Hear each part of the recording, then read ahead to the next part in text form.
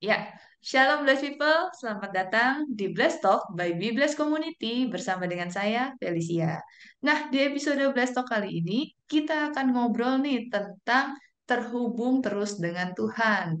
Gimana nih Blessed People? Apakah kita semua masih terhubung atau terkoneksi dengan Tuhan? Kalian boleh tulis ya di kolom komentar. Nah, yang pastinya kita udah kedatangan tamu spesial, namanya Kak Hiskia. Kita sapa aja ya langsung. Shalom Kak Hiskia, gimana kabarnya? Shalom, Kak Felis, puji Tuhan, baik, sehat, luar biasa. Yes, yes, yes. Oh ya, aku suka nih semangatnya nih. Oke. Ya. Nah, mungkin Blessed People di sini nih belum banyak nih yang kenal dengan Kak Hiskia. Kita boleh perkenalan dulu aja ya Kak ya. Oke, thank you Kak. Sebelumnya buat Bibles Community, terima kasih untuk kesempatannya. Saya Hiskia Enda Puspitasari. Saya seorang tenaga pendidik di salah satu sekolah swasta di Indonesia. Oke, mantap. Thank you nih Kak perkenalannya nih ya. Dan kita langsung masuk ke topik aja kali ya Kak ya. Boleh, boleh Kak. Oke. Nah, ngomongin tentang terhubung atau terkoneksi dengan Tuhan gitu ya. Kita kan sering tuh dengar istilahnya di gereja supaya kita tuh ayo bangun hubungan intim dengan Tuhan, melekat pada Tuhan gitu. Tapi mungkin belum banyak yang ngerti gitu. Sebenarnya seperti apa sih gitu ya membangun hubungan dengan Tuhan gitu. Nah, kalau dari Kak Hiskia sendiri nih gimana nih? Oke, thank you Kak Felis buat pertanyaannya. Sebelumnya aku mau disclaimer dulu ya. Memang saya bukan seorang pastor mungkin atau seorang pendeta, tapi sekarang saya hanya ingin sharing dari sedikit yang saya tahu mengenai topik hari ini nih Kak. Jadi bukan bermaksud menggurui, bukan bermaksud mengajari, tapi murni hanya sharing apa yang saya rasakan dan juga saya alami gitu bersama dengan Tuhan. Nah, balik lagi nih ke pertanyaannya Kak Felis ya. Menurut saya, bagaimana sih atau apa sih membangun hubungan dengan Tuhan? Secara pribadi, saya itu melihat Tuhan itu sebagai Bapa. Bapa dalam hidup saya, terus juga sebagai sahabat, terus Tuhan itu sebagai juru selamat, dia sebagai pelindung, dia sebagai penolong, penopang, sebagai kekasih, kekasih jiwa. Jadi banyak hal gitu, Segalanya ya. segalanya, segalanya gitu Tuhan dalam hidup saya. Jadi kalau ditanya gimana ya membangun hubungan atau apa sih membangun hubungan dengan Tuhan, ya sesimpel gimana kita mau punya hubungan sebagai seorang anak dan bapak gitu, sebagai seorang sahabat, sebagai seorang partner. Pasti kita pinginnya terus konsisten ya kayak terus menerus gitu ada komunikasi, ada interaksi, dan itu nggak bisa dibangun hanya dalam satu malam, dua malam, atau satu hari, dua hari, tapi terus menerus. Dan menurut saya pribadi gitu, membangun hubungan dengan Tuhan itu murni kita lakukan setiap hari dalam keseharian kita, bahkan dalam setiap jam demi jam dalam hidup kita gitu. Terus kita melakukan komunikasi, interaksi dengan Tuhan yang adalah roh, Iya. yang belum kelihatan nih secara kasat mata, tapi kita adalah manusia roh. Dan Tuhan sendiri bilang gitu dalam firman-Nya, hendaklah kamu hidup dalam roh, karena Tuhan kita adalah roh. Sehingga dalam membangun hubungan itu memang tidak kelihatan kasat mata, tapi bisa kita rasakan kedekatannya kayak udara. Kita nggak bisa lihat, tapi kita bisa rasakan. Itu ada, itu nyata. Begitupun dengan Tuhan, Tuhan tuh nyata, Tuhan tuh ada. Dia Immanuel, dia selalu ada bersama dengan kita. Dan ketika kita tahu ada sosok pribadi yang selalu bersama dengan kita, apa yang harus kita lakukan? Apakah kita mau cuekin aja, atau kita mau terus ajak ngobrol, kita ajak interaksi gitu dalam keseharian kita gitu. Kalau saya sih membahasakannya sering tanya Tuhan, Kak, Hmm. sering ngajak ngobrol sih, gimana Tuhan pendapatmu, terus cerita kayak sharing, Tuhan hari ini aku gini gini gini. Aku ngerasain sedih, ngerasain marah, ngerasain kesel, atau gimana gitu, sering cerita gitu sama Tuhan. Itu sih Kak, jadi kita bangun setiap hari secara kontinu ya, nggak cuman hari Minggu aja, Dan itu melalui doa-doa kita. Dan doa pun nggak yang harus ditutup mata, lipat tangan gitu. Itu membantu sekali. Tapi yang saya alami ketika saya misalnya dalam menghadapi segala sesuatu, dalam hati saya berkomunikasi dengan Roh Kudus, apa yang harus saya lakukan? Tuhan, ini kayak mana ya? Gitu. Jadi, ya terus ngobrol, interaksi. Oke. Gitu. Nah, ini ya berarti bertanyanya itu kayak dalam hati gitu ya, Kak? Iya, dalam hati. Kadang juga kalau misalnya lagi sendiri tuh kayak ngobrol sendiri sih emang. Kayak orang orang ngobrol sendiri gitu. Cuman sebenarnya saya tahu ada pribadi yang ngedengerin. Itu Hmm. bedanya ya. Saya tahu Tuhan dengar. Karena Tuhan Immanuel, dia ada sama dengan saya. Jadi saya tidak pernah sendirian. Meskipun misalnya melewati jalan yang sepi, gelap sendirian, perempuan malam-malam. Tapi saya Wah, tahu Allah Immanuel tuh ada bersama dengan saya gitu. Jadi saya percaya keberadaannya tuh ada dan dia nyata seperti ya. udara gitu. Dia nyata gitu bisa kita rasakan. Gitu. Oke. Nah, ini bisa ngasih gambaran ke kita semua ya, Blessable ya. Hmm, Maksudnya kita tuh ternyata nggak cuman membangun hubungan dengan Tuhan tuh nggak cuman lewat doa gitu, tapi juga bisa langsung bertanya gitu ya dalam hati atau nggak langsung kayak ngobrol gitu sama Tuhan. Ini gimana nih Tuhan? Atau enggak kita lagi ngerasain apa bisa curhat gitu ya sebagai sahabat gitu ya. betul, betul. Oke. Nah, selain Kak Hiskia ngobrol dengan Tuhan gitu, apakah Kak Hiskia juga tetap melakukan saat teduh, doa itu? Tuh kalau itu gimana, Kak? Oke. Sekali lagi ini menurut pandangan saya ya Kak ya gitu. Sebenarnya pun kita ngobrol sama Tuhan, terhubung secara roh, interaksi secara roh, itu pun berdoa menurut saya. Karena Hmm, komunikasi berdoa itu kan komunikasi dua arah gitu antara kita dengan Tuhan. Mungkin kita selama ini bukan kita lah saya ya. Saya dulu berpikir bahwa berdoa itu hanyalah menyampaikan list-list permohonan kepada Tuhan gitu. Tuhan, aku mau ini, aku mau berangkat ke sini, tolong sertai, tolong jagai semuanya aman, nyaman, lancar. Amin. Dulu dulu saya berpikir seperti itu. Tapi setelah terus apa ya diperbaharui ya dalam roh dan firman, saya makin ngerti. Doa itu adalah kita menyatukan hati kita dengan Tuhan dan kita tuh meminta sesuatu yang Tuhan juga pingin buat kita. Jadi saya minta gitu sama Tuhan, Tuhan aku minta apa sih yang engkau mau, apa sih yang engkau pikirkan tentang hidupku, apa sih yang engkau inginkan dalam hidupku. Itu yang mau aku inginkan, itu yang aku mau gitu terjadi dalam hidupku. Sehingga doa-doa yang saya naikkan pun itu tidak berpusat pada diri saya, bukan tidak berpusat pada keinginan-keinginan lahiriah saya. Karena kalau kita tidak menyelaraskan hati kita, pikiran kita, hidup kita sama firman Tuhan, sama kehendak Tuhan, kecenderungan kita akan minta sesuatu yang memuaskan dari lahiriah kita gitu ya. Aku pingin punya ini, punya itu, dan lain sebagainya gitu. Padahal lebih daripada itu Bapak kita yang sempurna pasti pingin yang terbaik buat kita. Keinginan Tuhan tuh jauh lebih baik dan jauh lebih sempurna daripada keinginan kita. Oleh sebab itu, saya ingin nih gitu. Saya ingin nih apa keinginan Tuhan dalam hidup saya. Itu agak susah dimengerti nggak ya Kak? Jadi saya mau apa yang Tuhan mau dalam hidupku itu yang terjadi.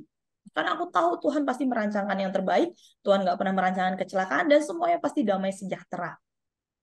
Dan ketika kita membuka diri kita, membuka hati kita sama Tuhan, kita minta Tuhan untuk ubahkan hidup kita seperti itu. Doa-doa yang kita naikkan pun akan diselaraskan dengan firman Tuhan, akan diselaraskan dengan kehendak Tuhan. Dan itu yang akan kita keluarkan dalam keseharian. Jadi ketika kita minta sama Tuhan, kita minta apa yang Tuhan mau dalam hidup kita. Dan kita pun ngobrol, orientasinya bukan tentang hidup kita, tapi Hmm, tentang apa sih hatinya Tuhan buat hidup kita gitu. Dan di hati Tuhan itu tentang jiwa-jiwa. Dan ngobrol itu menurut saya itu adalah komunikasi dengan Tuhan dan itu adalah doa. Jadi saya menjalani kehidupan doa dalam keseharian. Dan itu dibarengi dengan kebenaran firman Tuhan. Kita tidak bisa mengaku, mengklaim, aku dekat sama Tuhan, Aku intim sama Tuhan, tapi tidak mencintai firman Tuhan. Karena firman Tuhan itu sendiri adalah pribadinya Tuhan. Firman Tuhan itu adalah Allah sendiri. Dan ketika kita ingin dekat dengan Tuhan, ingin semakin lekat dengan pokok anggur yang benar, pasti kita juga mengingini, mencintai pribadinya, firman-Nya. Firman itulah yang akan membersihkan hidup kita dari kedagingan-kedagingan yang mungkin sudah ada dari dulu kecil, dari dulu bayi, yang kita nggak sadar, yang terbentuk oleh karena keadaan, atau mungkin ada sifat-sifat keturunan, dan lain sebagainya. Karena setiap hari kita harus terus diperbaharui, terus dibersihkan gitu dalam kebenaran firman Tuhan. Dan saya yakin kita pun masih belum sempurna. Tapi kita akan mencapai kesempurnaan pada Kristus. Dan kalau balik lagi ke pertanyaan kakak awal, apakah saya itu juga membarenginya dengan membaca firman Tuhan gitu ya, kayak dengan berdoa? Harus. Udah bukan Harus. ini lagi ya. Karena kalau kita cuman tanpa firman Tuhan itu Hmm. bisa jadi hanya perasaan saja. Kita Hmm. merasa dekat dengan Tuhan, kita merasa intim dengan Tuhan, kita merasa lekat dengan Tuhan. Tapi sebenarnya ternyata tidak. Nah, ini kan hanya cinta bertepuk sebelah tangan jadi hanya klaim sepihak saja. Pasti tandanya pasti ketika kita semakin lekat dan intim sama Tuhan, pasti kita mencintai firman Tuhan. Pasti kita haus dan lapar akan firman Tuhan, nggak pernah cukup. Nggak pernah cukup, cuman pagi aja baca firman, satu ayat, satu pasal. Pasti akan terus ada kehausan, kerinduan untuk gali lagi apa Tuhan gitu. Bahkan sampai ada ayat yang terngiang-ngiang. Hmm. Terngiang-ngiang dan itu jadi warning. Saya suka bilang gitu sama Tuhan, Tuhan kau tuh hebat ya gitu. Kau tuh selalu kasih kisi-kisi. Karena saya guru ya kak ya. Basicnya dunia pendidikan. Jadi saya membahasakannya adalah kisi-kisi. Tuhan tuh selalu ngasih kisi-kisi sebelum ulangan. Jadi misalnya sebelum besok menghadapi sesuatu apa gitu, Tuhan akan kasih kisi-kisi. Yang mungkin pada saat kita dapat firman itu belum ngerti. Tapi akan mengerti ketika sudah mengalaminya gitu. Contohnya nih, Tuhan kasih firman tentang mengampuni. Padahal pada saat kita dapat firman mengampuni itu lagi nggak ada masalah apapun sama orang lain, nggak ada problem apapun dengan orang lain, dan kayak mengkoreksi, aku ada yang belum aku ampuni nggak ya gitu. Kayaknya nggak ada gitu. Tapi sambil tanya Roh Kudus, tolong ingatkan dong, ada nggak sih ganjalan yang belum selesai dalam hatiku gitu. Tapi ketika di cross check ternyata nggak ada, siapa tahu itu adalah bekal atau kisi-kisi untuk hari-hari ke depan. Jadi ketika sudah menghadapi hal tersebut, atau misalnya ada orang yang menyakiti kita sengaja atau tidak sengaja, keinget gitu sama firman yang udah pernah dikasih beberapa hari lalu atau minggu lalu. Tiba-tiba muncul Ini gitu ya. muncul. Oh ini gitu. Oh ini peruntukannya firman ini untuk hari ini gitu. Oh iya mengampuni, ampuni. Jadi orang akan heran. Kamu udah disakitin begitu rupa gitu misalnya. Atau kamu udah diomongin begitu rupa. Tapi kok kamu bisa dengan mudahnya melupakan dan mengampuni orang tersebut? Ya karena udah dikasih tahu sama Tuhan. Udah dibocorin. Udah dikasih tahu dan udah bersiap ya. Oke gitu ya. Hmm. Jalanin jadi taat. Jadi lebih lebih ringan ya, lebih enak ya. Wah. Seperti kata firman Tuhan, beban yang diberikan ringan dan enak dan itu nyata. Nggak ada yang terlalu sulit, tidak ada yang melebihi kekuatan kita. Semuanya pasti bisa kita hadapi, segala perkara pasti bisa kita tanggung di dalam Kristus yang memberi kekuatan dalam hidup kita gitu. Jadi ya begitu Kak. Keterhubungan dengan Tuhan itu sangat-sangat membantu kita dalam menghadapi kehidupan. Kita nggak pernah tahu 5 menit ke depan bakal terjadi apa, besok bakalan kayak gimana, tahun depan bakalan apa yang terjadi. Kita nggak ada yang pernah tahu. Satu-satunya pribadi yang tahu adalah Tuhan, pencipta alam semesta yang ada sebelum kita ada saat ini, bahkan yang akan datang dia sudah ada di Alfa dan Omega. Dan menurut saya yang paling aman ya, ya kita melekat sama Tuhan, kita nanya gitu sama Tuhan, Tuhan, spoiler dong. ini aku harus ngapain gitu, ini apa yang tepat, keputusan apa yang tepat gitu. Sehingga kehidupan kita tuh akan diluruskan oleh Tuhan dan nyaman, enak gitu, ringan. Wow. Itu sangat saya rasakan gitu ketika saya mau bergantung sama Tuhan, mau serahkan hidup saya sama Tuhan, keputusan saya sama Tuhan, dan terus nanya sama Tuhan. Mungkin sedikit bawel ya, apa-apa kok nanya gitu. Kayak kan kita udah diberikan hikmat manusia, kenapa kita harus sering nanya sama Tuhan. Tapi kalau boleh sharing gitu, saya nggak bisa gitu kalau harus dengan kekuatan sendiri, harus dengan pengetahuan sendiri. Nggak bisa. Tetap saya harus butuh Tuhan. Tuhan, kalau engkau nggak sertai, aku nggak mau jalan. Kalau engkau nggak, kalau bukan kau sendiri yang nyuruh aku buat jalan, aku nggak mau jalan. Meskipun sebesar apapun kesempatan yang tersedia, kalau Tuhan nggak suruh, aku nggak mau. Karena kalau Tuhan yang suruh, pasti dijamin. Kalau Amin. Tuhan yang suruh jalan, pasti ada jaminan kemenangan penyertaan. Tapi kalau Tuhan nggak suruh dan saya jalan aja dalam kehidupan ini, wah, ya saya tanggung sendiri resikonya. Dan saya nggak mau itu.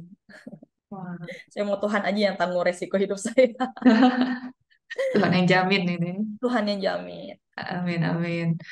Nah, thank you banget nih Kak. Penjelasannya benar-benar apa mengubahkan cara kita berpikir ya. Maksudnya yang kalau emang kita bilang kita mengasihi Tuhan, udah pasti kita membaca firman Tuhan yang adalah itu perkataan Tuhan sendiri gitu ya. Dan adalah Mencintai firman Tuhan. mencintai firman Tuhan. Wow.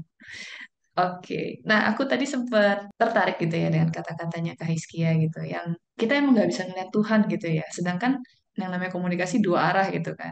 Dan kita perlu tahu juga apa yang Tuhan mau dalam hidup kita. Gimana sih Kak kita bisa mendengar suara Tuhan gitu istilahnya? Gimana kita bisa tahu apa yang Tuhan mau dalam hidup kita? Nah ini kan kayak pertanyaan banyak orang gitu ya. Dan tadi Kak Iskia juga sempat bilang, gimana caranya tahu apakah ini yang Tuhan suruh gitu, Hmm. ya kan? Nah, silahkan Kak. Oke, jadi sekali lagi nih sharing ya teman-teman gitu. Mungkin kalaupun ada yang punya pengalaman, boleh sharing juga cerita ya Kak ya di kolom komentar. Boleh, boleh. Ya, sharing dalam perjalanan hidup saya gimana caranya tahu ini dari Tuhan atau enggak. Memang banyak hal, banyak cara dan enggak selalu sama metodenya. Dan saya pun tidak mau menjadikan ini Taurat. Tapi kebenaran yang saya tahu adalah Tuhan itu berbicara pasti melalui firman. Pasti connect dengan firman. Kalau kita merasa mendengar suara Tuhan, misalnya ada nih yang dapat karunia audible, mau juga sih rasanya gitu kalau Tuhan percayakan audible gitu kayak Samuel dengar suara Tuhan audible, Samuel Samuel gitu ya. Kita harus cross check. Kalau itu dari Tuhan, pasti selaras dengan firman Tuhan. Pasti tidak bertentangan dengan firman Tuhan. Pasti ada ayatnya. Dan Roh Kudus pasti akan menuntun dan membukakan ayat mana yang selaras dengan suara Tuhan yang kita dengar audible itu. Nah, kalau misalnya dengan tanda, ini saya juga dulu sering banget nih dengan tanda. Tuhan aku harus pergi apa enggak? Kalau hujan berarti aku nggak pergi. Kalau nggak hujan berarti aku pergi gitu. Terus saya juga sempat beberapa kali minta tanda dan memang ada beberapa kasus juga ya di Alkitab itu ada tanda gitu, minta tanda kayak si Musa kan. Buktinya apa engkau menyertai aku? Lemparkan tongkatmu jadi ular. Itu tandanya aku menyertai engkau gitu ya. Bisa juga lewat tanda, minta tanda sama Tuhan. Tapi jangan keseringan.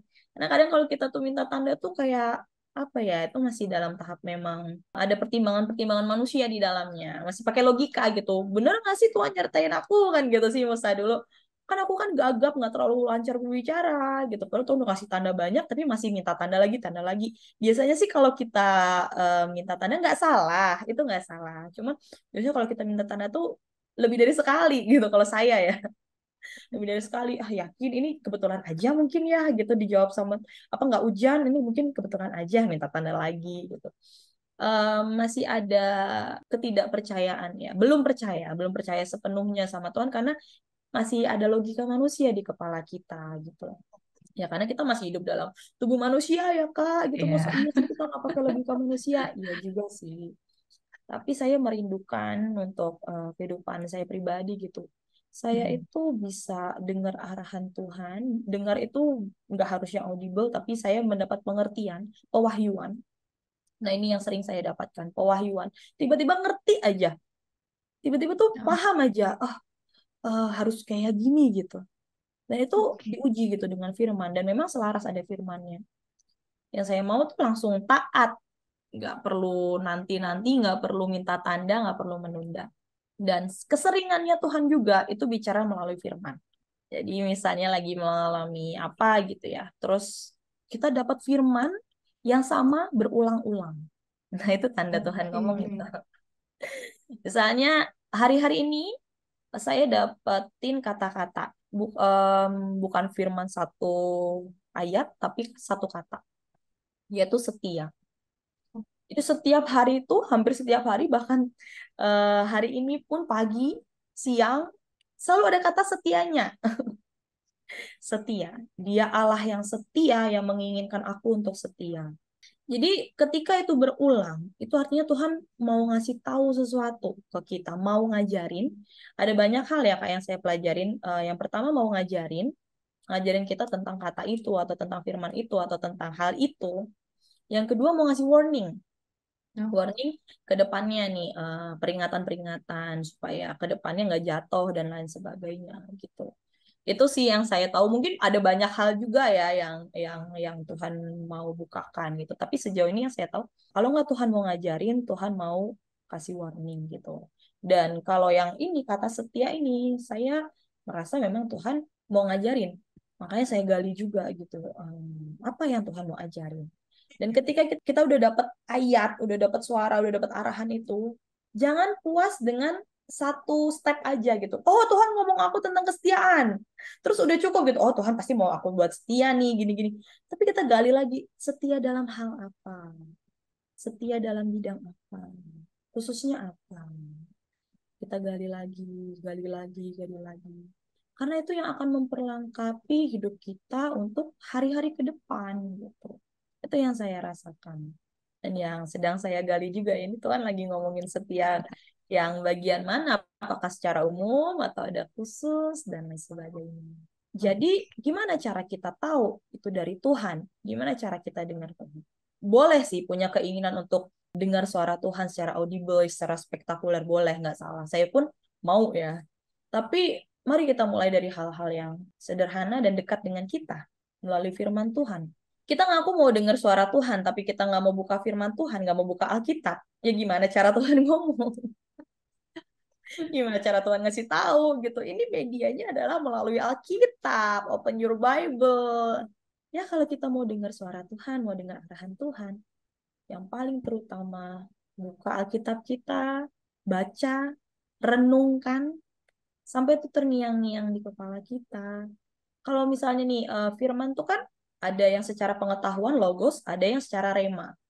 Jadi saya pernah dapat pengajaran begitu ya. Ketika misalnya kita baca satu pasal, terus ada satu ayat atau satu kata atau satu peristiwa yang itu tuh kayak perhatian kita tertuju pada itu, pada ayat itu. Relate lah rasanya atau gimana lah rasanya itu kita kena ada yang banget. beda ketika baca firman itu. Itu namanya rema. Dan ketika itu ada rema datang dalam hidup kita, wah, jangan disia-siakan.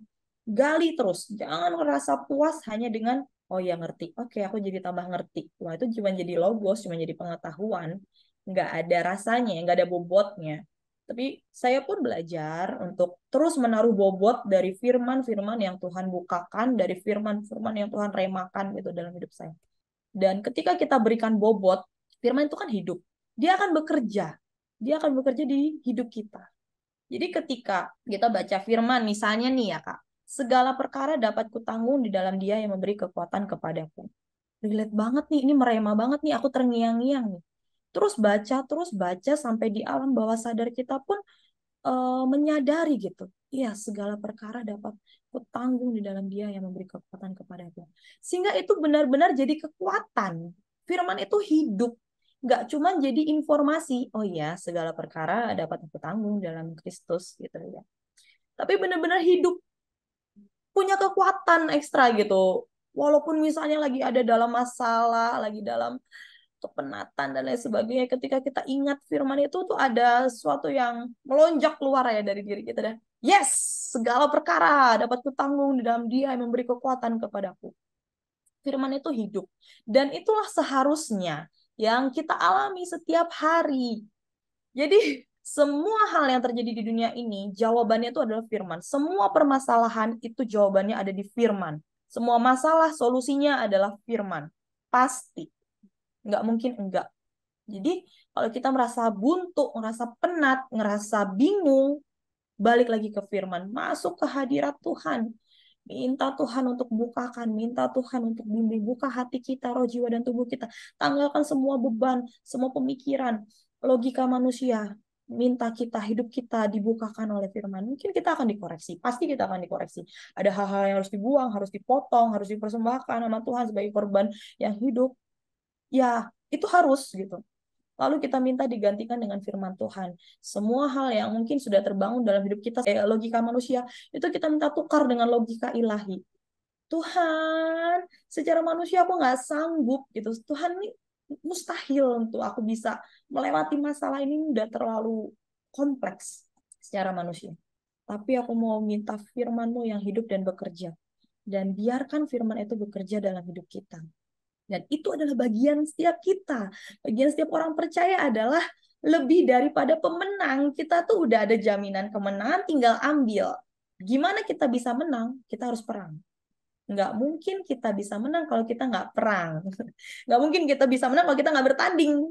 Ya. Jadi kita kalau mengaku lebih dari pemenang, emang harus masuk dalam pertandingan iman. Setiap hari memang ya masalah datang, pencobaan datang ya harus kita menangkan supaya kita bisa jadi lebih daripada pemenang. Jangan anti dengan masalah, justru melalui masalah Tuhan, apa yang Engkau ingin bentuk dalam hidupku. Dan ini adalah kesempatanku untuk mengumpulkan satu lagi piala kemenangan dari Tuhan. Bukan karena kuat gagah kita, bukan karena kehebatan kita. Ini karena Tuhan sendiri yang udah kasih jaminan kemenangan. Kita pasti menang gitu. Makanya mungkin maaf sedikit melenceng, cuman tadi saya baca, kemarin juga saya baca gitu ada peristiwa tentang orang-orang yang kehilangan harapan, putus asa, dan mengakhiri hidupnya secara pribadi ya. Atau kita bisa katakan bunuh diri. Sedih ya Kak, sedih. Sayang sekali. Sayang sekali. Justru ketika kita sebagai orang-orang percaya, orang-orang benar, mungkin kita mengenal, melihat ada orang-orang yang kehilangan pengharapan, merasa putus asa. Mari kita datang sebagai terang, bukan untuk menghakimi, bukan untuk ngajarin. Kamu tuh harusnya gini-gini, kamu harus mendekatkan diri pada Tuhan. Orang-orang seperti itu tidak butuh untuk digurui. Mereka tidak butuh untuk dihakimi. Yang mereka butuhkan adalah orang-orang yang mau dengarkan dan kita berikan prinsip-prinsip firman dalam hidup mereka. Tidak perlu mengucapkan dalam Amsal sekian, pasal sekian, ayat sekian, tertulis. Nggak perlu. Tapi nilai kebenaran apa yang udah hidup dan terbentuk dalam hidup kita yang bisa kita salurkan. Dan itu kita minta pertolongan Roh Kudus. Ketika kita menghadapi, bertemu dengan orang-orang yang mungkin curhat ke kita, mungkin cerita ke kita, mari minta Roh Kudus yang bukakan, yang kasih tahu, Tuhan, kata-kata apa yang harus aku ucapkan. Mungkin secara teori kita tahu, dekatkan diri pada Tuhan. Pasti dong, kalau orang-orang seperti itu pasti merasa jauh dengan Tuhan, merasa hidupnya tidak berharga, dan lain sebagainya. Mungkin banyak hal, banyak faktor. Gitu. Kita udah tahu teorinya. Tapi mari kita belajar seperti apel di pinggan emas. Setiap kata-kata kita tuh tepat seperti kebutuhannya. Kita nggak ngerti kebutuhan dia apa. Kita nggak tahu latar belakang sesungguhnya dalam hidup dia itu apa. Mungkin yang diceritakan adalah sisi baiknya dia gitu. Tapi kita nggak tahu sebenarnya ada apa di balik itu. Yang tahu cuma Roh Kudus. Jadi mari kita berpartner dengan Roh Kudus. Nyambung dari tadi pertanyaan awal tentang hubungan kita dengan Tuhan, itu nggak cuma berfungsi buat diri kita sendiri, nggak cuma buat kelegaan kita sendiri, tapi gimana kita berfungsi sebagai garam dan terang bagi lingkungan kita, bagi sosial kita, bagi sekeliling kita. Jadi ketika kita punya kesempatan untuk ngobrol sama mereka, untuk memberikan masukan, nasihat, dan sebagainya, minta Roh Kudus, ajak Roh Kudus. berpartner dengan kita. Roh Kudus, Engkau yang tahu orang ini sebenarnya sedang bermasalah dengan apa. Engkau yang tahu firman mana yang harus aku ucapkan. Kata-kata mana, kebenaran mana yang harus aku ucapkan. Mungkin ternyata kebenarannya adalah tentang dia ada masalah dengan masa lalunya yang belum beres. Dia belum mengampuni orang lain. Dan itu dia tutupi sekali. Tapi ketika kita sampaikan, yuk mari kita ampuni semua orang yang pernah bersalah dengan kita. Yuk mari kita doakan orang-orang yang pernah bersalah dengan kita. Dan itu tepat mengenai apa yang menjadi pusat penyakitnya. Itu bisa menyembuhkan. Ya, seperti luka koreng ya Kak ya. Kita pasti ngobatin di bagian yang sakit. Kita nggak bisa langsung semuanya nih dikasih obat merah. Enggak. Kita kasih tepat di lukanya. Jadi itulah salah satu keuntungan ya, salah satu manfaat ya. Kita berpartner sama Tuhan, Roh Kudus, nanya Tuhan, ngobrol sama Tuhan. Kita jadi nggak sok tahu, tapi kita benar-benar depending to God, depending on God. Intinya sih ketika kita mau untuk buka hati kita, buka hidup kita, sama apa yang Tuhan mau arahkan dalam hidup kita. Wah, bebannya ringan dan enak. Wow, That's full. mantap, mantap. Pas banget nih Kak ya, nyambung dengan pertanyaan selanjutnya gitu ya. Selama ini kan Kak Hizkia selalu terkoneksi dengan Tuhan gitu ya, menjadi gaya hidup gitu ya, untuk selalu tanya Tuhan gitu. Boleh tahu nggak sih Kak, apa sih manfaatnya atau poin plusnya gitu yang Kak Hizkia rasakan gitu sampai sekarang gitu, dengan bisa terkoneksi terus dengan Tuhan? Oke, Gimana? dan sebelum saya jawab tentang apa manfaatnya yang saya rasakan ketika saya mau terus terhubung sama Tuhan, saya menyadari saya bisa apa ya terus-terusan mau komunikasi sama Tuhan, membangun hubungan sama Tuhan pun karena Tuhan sendiri. Jadi Oke. karena Tuhan sendiri yang sudah menginisiasikan, yang sudah merekayasakan lah. Merekayasakan dari berbagai hal, dari berbagai peristiwa dalam kehidupan saya di masa lalu. Sehingga mau nggak mau, awalnya mau nggak mau ya, awalnya mau nggak mau aku harus nanya Tuhan terus nih. Kalau nggak nanya Tuhan bisa bahaya gitu. Sampai jadi kesukaan. Oh iya, ternyata ketika kita bergantung sama Tuhan, terus mau bangun hubungan sama Tuhan, aduh enak banget gitu. Datanglah kerajaanmu di bumi seperti di surga tuh benar-benar kita rasakan gitu. Hari-hari surga itu kita rasakan. Kan kerajaan Allah dalam firman Tuhan itu tercatat bahwa kerajaan Allah bukan tentang makanan dan minuman, tapi tentang damai sejahtera, sukacita, dan kebenaran. Jadi damai sejahtera, sukacita, dan kebenaran itu ketika kita rasakan dalam keseharian kita di bumi, kita bisa ngerasain surga sebenarnya. Sebenarnya kan surga itu bukan tentang tempat yang saya pahami. Surga itu bukan tentang tempat yang nun jauh di sana tinggi, nanti aku bakal ke sana setelah nanti aku mau meninggal, mati, terus nanti ketemu Tuhan di surga, happy, udah nggak ada kesusahan di sana, udah nggak ada tangis. Tidak salah. Sekali lagi hal itu tidak salah. Tapi semakin saya diberikan pengertian gitu sama Tuhan, sama Roh Kudus, thank you God. Ternyata kerajaan surga, surga itu tentang pribadi Tuhan, hadirat Tuhan. Surga bukan surga tanpa Tuhan di dalamnya. Surga bukan surga kalau nggak ada Tuhan di dalamnya. Justru surga itu ada karena Tuhan ada di sana. Jadi, dimanapun Tuhan berada, sebenarnya itu adalah surga. Kerajaan Allah, kerajaan surga itu bukan tentang makanan dan minuman, tapi tentang kebenaran, sukacita, dan damai sejahtera. Ya, jadi ketika kita bisa merasakan kedamaian, damai sejahtera, sukacita, kebenaran setiap hari sepanjang hidup kita, ya kita merasakan surga. Hari-hari surga di bumi. Datanglah kerajaanmu, jadilah kehendakmu di bumi seperti di surga. Bahkan Tuhan Yesus sendiri ngajarin kita dalam doa Bapa kami untuk mendatangkan surga itu di bumi. Jadi surga itu bukan tentang nanti, tapi tentang sekarang. Hidup kita di dunia, ketika kita hidup dalam hadiratnya, merasakan damai sejahtera, sukacita, dan kebenaran. Ada kebenaran firman Tuhan di dalamnya. Kita merasakan surga. Dan enak dan ringan. Jadi apapun yang terjadi, ya kita masih hidup dalam daging di dunia ini, masih hidup dalam tubuh, masih hidup dalam dunia yang penuh dengan dinamika, tapi kita terjaga dalam suatu atmosfer surga. Kita terjaga dalam hadirat Allah. Kita tahu Allah itu nyata. Allah Immanuel, Allah bersama denganku. Allah di dalamku, aku di dalam dia, dia di dalamku.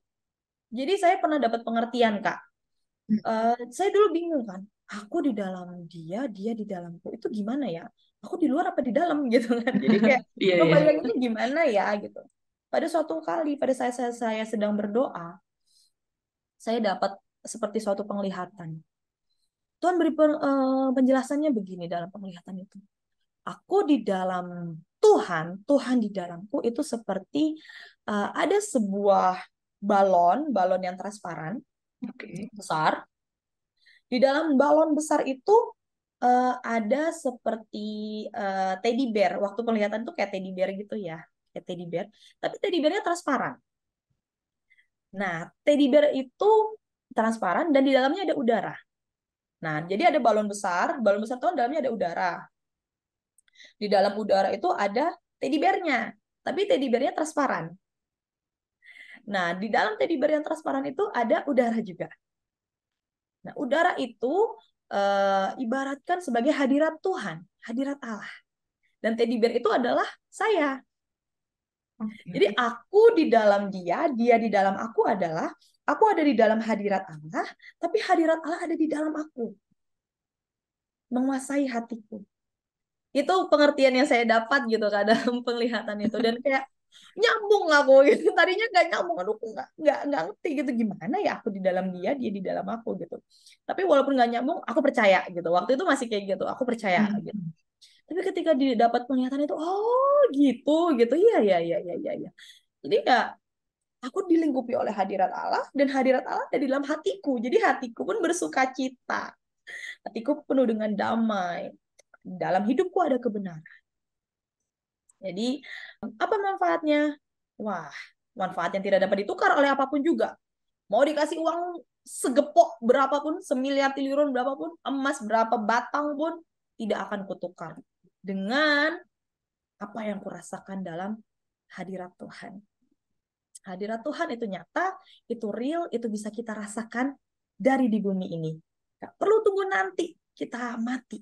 Dari sekarang, dari detik ini, ketika kita mau dikuasai oleh firman Tuhan, oleh roh Tuhan, oleh hadirat Allah, kita bisa rasakan. Gitu, Kak. Wow. Aku sampai speechless loh denger ininya, statementnya. Puji Tuhan. Oke, dan ini eh, sesuai juga gitu ya dengan doa Bapa kami ya. Maksudnya, Hmm, jadilah kehendakmu di bumi seperti di surga gitu kan. Ya, betul. Tuhan juga maunya kita bahagia di bumi, juga bahagia di surga ya. Damai di bumi, damai di surga juga gitu. Absolutely. Mantap, mantap Kak Iskia. Dan mau tanya lagi nih Kak, kira-kira Kak Iskia ada nggak nih contoh nyata gitu atau pengalaman bersama dengan Tuhan yang melibatkan Tuhan gitu, yang di mana Kak Iskia mungkin menemui banyak persoalan gitu dan Kak Iskia melibatkan Tuhan lalu bisa menang gitu Kak dari persoalan. Gimana Kak? Oke. Iya, kayak dari tadi kita ngomongin tentang Tuhan, Tuhan, roh, hadirat, dan sebagainya. Teori-teori. Ini kan kita masih di dunia nih, gimana nih gitu kan caranya? Ya, sekali lagi nih sharing. Saya pun masih belajar, belajar di dalamnya dan terus mau untuk diperbaharui gitu lagi dan lagi. Sharing gitu. Mungkin dalam kehidupan saya sebagai tenaga pendidik ya kak ya mungkin ya. Saya lulus kuliah itu 2018. 2018 itu lulus wisudanya, tapi sebenarnya selesai kuliah sih dari 2017, tapi wisuda 2018. Saya mulai bekerja, puji Tuhan, dari Juli 2018. Dah, di sana, di Juli 2018 itu, saya mencoba melamar di sebuah instansi pendidikan. Pada saat itu, Kak, keinginan hati keinginan manusia saya kan, sorry, agak flashback. Saya itu di Lampung. Hai warga Lampung, dari bayi, TK, SD, SMP, SMA, kuliah, itu di Lampung. Oke. Jadi keinginan hati saya tuh saya pengen keluar dari Lampung gitu, pengen merantau lah ya, pengen ngerasain lah dunia luar Lampung tuh bagaimana sih gitu. Lalu pada saat selesai kuliah, terus saya mulai menggumuli pekerjaan. Saya cuma minta Tuhan, Engkau yang pilihkan pekerjaan yang terbaik buat aku. Walaupun aku pinginnya Lampung, tetap ada request-nya. Jadi belum sepenuhnya menyerahkan 100% ke Tuhan, tetap ada request-nya. Kalau bisa sih keluar Lampung gitu. Pinginnya sih kerja di kantoran. Karena saya background pendidikannya adalah matematika murni, SSI. Bukan SPD, bukan sarjana pendidikan. Sarjana sains gitu. Wah, bisa sih di kantoran gitu kan bagian matematikanya dan lain sebagainya. Cobalah ngelamar secara online gitu kan, email ke beberapa perusahaan, bank gitu di luar Lampung. Di Lampung juga ada, cuman kebanyakan di luar Lampung, Jakarta, Tangerang dan sebagainya. Tapi pada suatu kali saya ikut doa JDS, Jaringan Doa Sekota Lampung.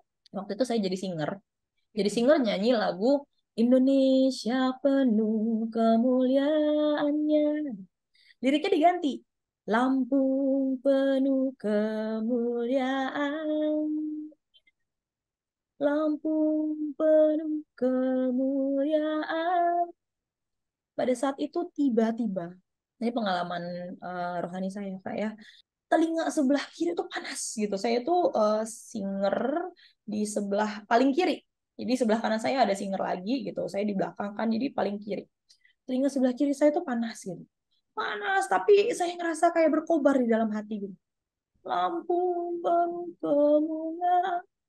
Sampai tiba-tiba tuh ada manifestasi Roh Kudus ya. Jadi saya bahasa roh kuat, kenceng sampai berdoa buat Lampung, bener-bener buat Lampung, menangis buat Lampung. Dan pada saat itu saya tahu Tuhan panggil saya di Lampung. Dalam hati saya mengerti gitu, ngerti aja gitu. Tuhan panggil saya untuk bekerja di Lampung. Tapi meskipun saya mengerti, oke ya, setelah itu selesai kan doa JDS selesai, saya dapat pengertian, oke, kerja di Lampung, tapi saya masih apply di luar Lampung. Nah itulah ya, hampir mau jadi Yunus Kak. Tetap coba gitu apply di luar Lampung gitu, kayak masih pingin banget keluar Lampung deh gitu, apalagi dulu lulus kuliah tuh kayak idealisnya masih tinggi ya. Ya. Pengen banget deh gitu keluar Lampung, kapan lagi gitu buat keluar Lampung. Tapi saya tahu saya harus di Lampung. Pada suatu ketika dari semua lamaran yang saya masukkan melalui email, nggak ada yang manggil, nggak ada yang follow up gitu. Pada suatu ketika kakak rohani saya pada saat kuliah, dia chat saya, Dek, sekolah ini lagi bukaan loh, buka pendaftaran, buka lowongan pekerjaan. Coba aja gitu. Dan itu sekolah yang ada di Lampung, di Bandar Lampung, di kotanya gitu, di pusatnya. Saya sih ya, oh iya Kak, makasih. Namanya orang baru lulus ya Kak ya. Jadi semua itu masuk-masukin aja gitu. Coba dulu aja. Coba dulu aja kan, siapa tahu ya siapanapun yang lolos saya Terima. percaya Tuhan turut bekerja di dalamnya untuk mendatangkan kebaikan gitu. Jadi ya ya udah coba aja dulu gitu. Terus saya lihat lah kan apa saja yang dibutuhkan. Guru SD, guru guru TK dan lain sebagainya. Terus ada staff administrasi, staff sarpras gitu. Terus waktu itu saya berlogika, saya ini kan sarjana sains. Sedangkan teman-teman saya yang lulus sarjana sains itu kalau yang mau jadi guru mereka kuliah lagi untuk jadi SPD supaya bisa jadi guru. Saya mikir kan, lah kalau saya jadi guru mah belum apa-apa udah di Depa kali kan nggak terkualifikasi. Ya udahlah saya pilih aja staff sarpras tanpa berekspektasi saya bakal diterima. Cuman dengan modal coba aja. Oke, coba masukin masukin staff sarpras. Lalu tahap demi tahap jadi awal itu tahap administrasi lolos. Psikotes lolos. Nah, psikotes itu Kak, pas psikotes tuh banyak sekali yang iya ikut satu angkatan dengan saya dan saya melihat setelannya setelan guru semua gitu yang rapi, yang benar-benar guru banget gitu. Wah, ini jangan guru nih gitu kan. Terus mana yang staff sarpas ya, mana yang saingan saya ya gitu. Dan saya waktu itu dengan polosnya belum cari tahu apa itu sarpras gitu. Saya nggak tahu job desk-nya ngapain gitu kan. Dah, akhirnya masuklah ke tahap wawancara, dipanggil buat wawancara. Nah, sebelum tahap wawancara itulah saya baru cari tahu staff sarpras itu tentang apa ya gitu. Jadi kan kalau ditanya-tanya bisa jawab gitu kan. Saya baca lah, kok ini lebih cocok laki-laki gitu kan. Oh iya. Sarana prasarana gitu. Kalau kalau di sekolah ini sih nggak ada bilang harus punya SIM apa gitu. Cuman ketika saya lihat, wah ini bisa nyetir mobil, bisa ini, bisa teknik ini, bisa benerin ini, benerin itu. Wah ini mah cocoknya laki-laki ya gitu. Saya pikir wah salah ini saya. Tapi udah masuk tahap wawancara, udah tinggal datang aja kan. Oh terus saya berlogika lagi, logika manusia datang. Nanti saya bilang aja, aduh maaf, saya salah pilih. Saya pilihnya staf administrasi aja deh, walaupun saya belum punya pengalaman di situ, tapi saya bisa belajar lah ya, pikir saya gitu. Udah, wawancara lah. Wawancara, ditanya, kamu yakin mau staf sarpras? Sudah tahu job desk-nya apa? Saya memberanikan diri untuk jujur. Maaf Pak, Bu. Nah, sepertinya saya salah pilih. Boleh nggak saya ganti pilihan jadi staf administrasi aja gitu. Emang kamu kenapa mau staf administrasi? Kamu nggak mau coba jadi guru? Wah, emang bisa ya kata saya. Kan saya bukan SPD, bukan sarjana pendidikan. Dibilang, ya kalau kamu mau kamu bisa. Oh iya juga. Belakangan ini saya baru tahu, iya sekolah swasta memang belum seketat Strict. itu ya untuk SPD gitu. Kamu kalau mau bisa gitu. Oh, ya boleh gitu kalau bisa. Kamu kalau misalnya mau jadi guru nih, guru apa? TK, SD, SMP, SMA. Terus saya bilang SD, langsung saya bilang guru SD. Nah, ternyata lagi dibutuhkan ini guru SD tanpa saya ketahui sebelumnya. Oh, guru SD ya lagi dibutuhkan banget. Terus tapi dibilang, tapi di sini ngajarnya bilingual loh, ngajarnya pengantarnya bahasa Inggris. Oh iya, selama saya kuliah saya pernah ngajar anak bilingual. Jadi singkat cerita, puji Tuhan keterima. Jadi disuruh micro teaching. Mana pas micro teaching itu Kak, kan ajar matematika pakai bahasa Inggris. Saya ngerti sih bahasa Inggris bisa translating, tapi ngomongnya tuh belum fluent gitu. Dan saya mikir, waduh, anak-anak sekolah ini, sekolah swasta terkenal di Indonesia ini, pasti cas-cis-cus nih bahasa Inggrisnya gitu. Iya.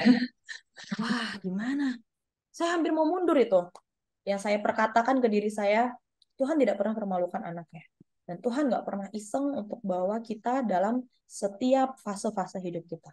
Saya taruh kepercayaan saya kepadamu Tuhan. Aku nggak mau malu di depan anak-anak. Aku mau minta Engkau saja yang membimbing aku, yang menuntun aku dalam aku berjalan.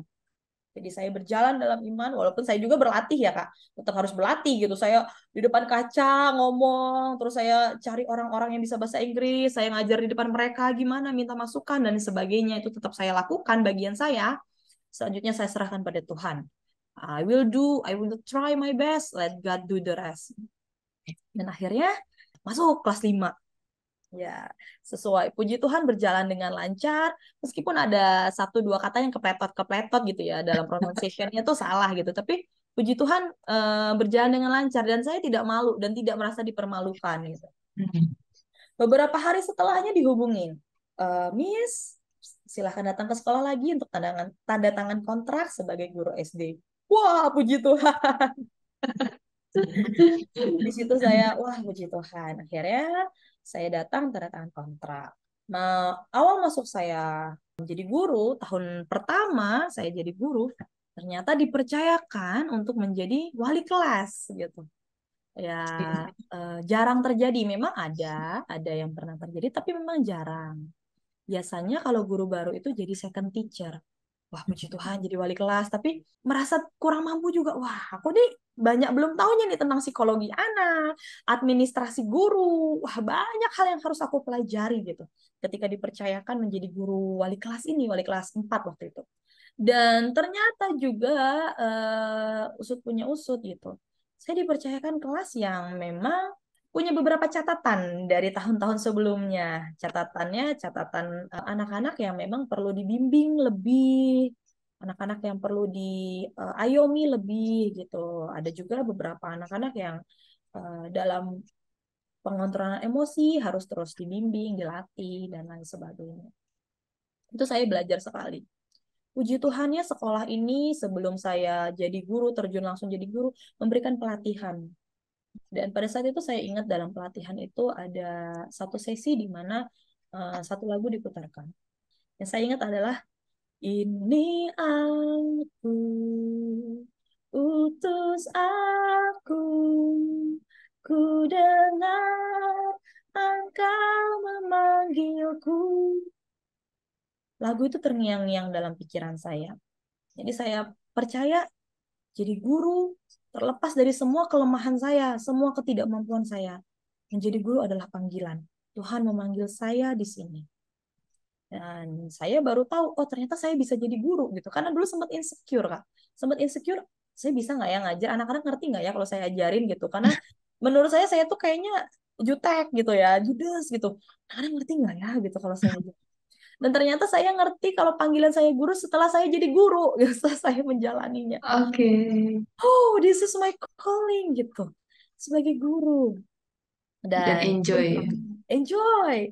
Awalnya sih ya, wah penuh pergumulan ya Kak ya. Penuh pergumulan setiap harinya tuh luar biasa. Harus terus banyak belajar sama guru senior. Terus banyak dengerin apa ya tentang artikel-artikel bahasa Inggris, dengerin tentang bahasa Inggris karena saya juga ngajar sains kan. Anak-anaknya udah pinter-pinter. Masa iya ketika anaknya nanya saya nggak bisa jawab gitu kan. Saya bisa jawab dalam bahasa Indonesia tapi kan saya harus mendeliver dalam bahasa Inggris. Saya improve. Akhirnya saya terjunkan diri dalam sebuah komunitas bahasa Inggris. Jadi saya dengan kesederhanaan saya, bahasa Inggris saya mendaftarkan diri jadi translatornya orang-orang Amerika yang lagi bermisi di Lampung. Jadi Oke. saya ambil resiko gitu ya. Tapi, wah Tuhan, kalau nggak gini, kalau aku nggak push diriku sendiri, wah bisa nggak belajar-belajar ini gitu kan. Mana waktunya habis nih kan gitu untuk ngajar, untuk segala sesuatunya. Akhirnya saya jadi translatornya orang-orang Amerika itu untuk ketika mereka bermisi ke jalan-jalan gitu kan. Jadi saya jadi translatornya. Mau nggak mau saya ngerti gitu. Saya harus ngerti mereka ngomong apa, saya transferin gitu ke orang-orang yang kita temui di jalan-jalan. Dan saya akui dari situ saya makin pede dalam ngomong bahasa Inggris, pede banget gitu ya. Karena tiap Oke. hari ya dengan orang-orang Amerika, dengan bule-bule ini gitu. Tahun pertama jadi wali kelas, terus pergumulannya banyak, terus puji Tuhan saya merasakan sukacita ya dalam mengajar anak-anak gitu, dalam membimbing anak-anak. Sampai suatu ketika ada pengakuan dari anak-anak angkatan pertama. Miss ini beda loh gitu. Miss selalu melihat kita dengan optimis. Miss selalu bilang kita bisa, kita hebat, kita pintar, kita tuh bisa jadi orang sukses, kita tuh berharga. Di situ nggak pernah judge kita gitu. Dan itu yang saya pelajari memang. Yes, kalian masih bisa banget untuk diarahkan, masih bisa banget untuk kayak dididik Jadi lebih baik. jadi lebih baik.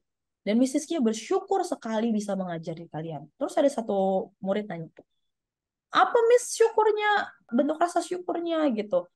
Apa manfaatnya ngajarin kita gitu, bukan manfaat ya, apa untungnya ngajarin kita. Terus saya bilang, ya Miss jadi lebih sabar. Setiap hari Miss harus sabar gitu menghadapi kalian. Ya Mrs. Kia senang. Jadi saya hadir sebagai ibu. Saya hadir sebagai orang tua mereka. Ketika waktunya tegas-tegas, ketika waktunya bermain-main, ketika waktunya ngobrol-ngobrol gitu. Dan itu saya pelajari learning by doing. Puji Tuhan, masuk tahun kedua itu ada pengajuan dari atasan saya untuk diangkat menjadi karyawan tetap. Di situ saya juga bingung ya sebenarnya.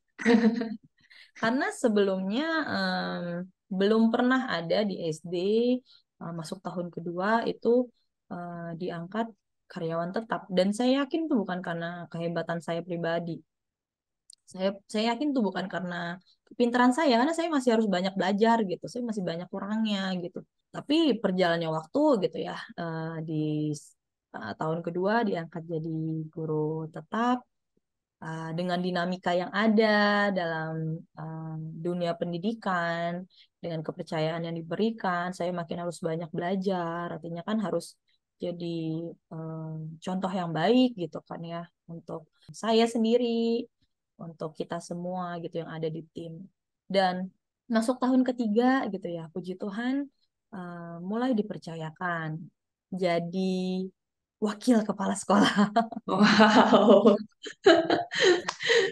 Nah, itu benar-benar Tuhan banget deh. Saya juga nggak ngerti gitu. Wah, Tuhan, ketika saya serahkan semuanya ke Tuhan, kok bawa aku kemana Tuhan? Kok mau aku kayak apa gitu? Saya cuman dalam keseharian itu cuman murni mau melakukan apa yang Tuhan mau, melakukan kehendak Tuhan gitu.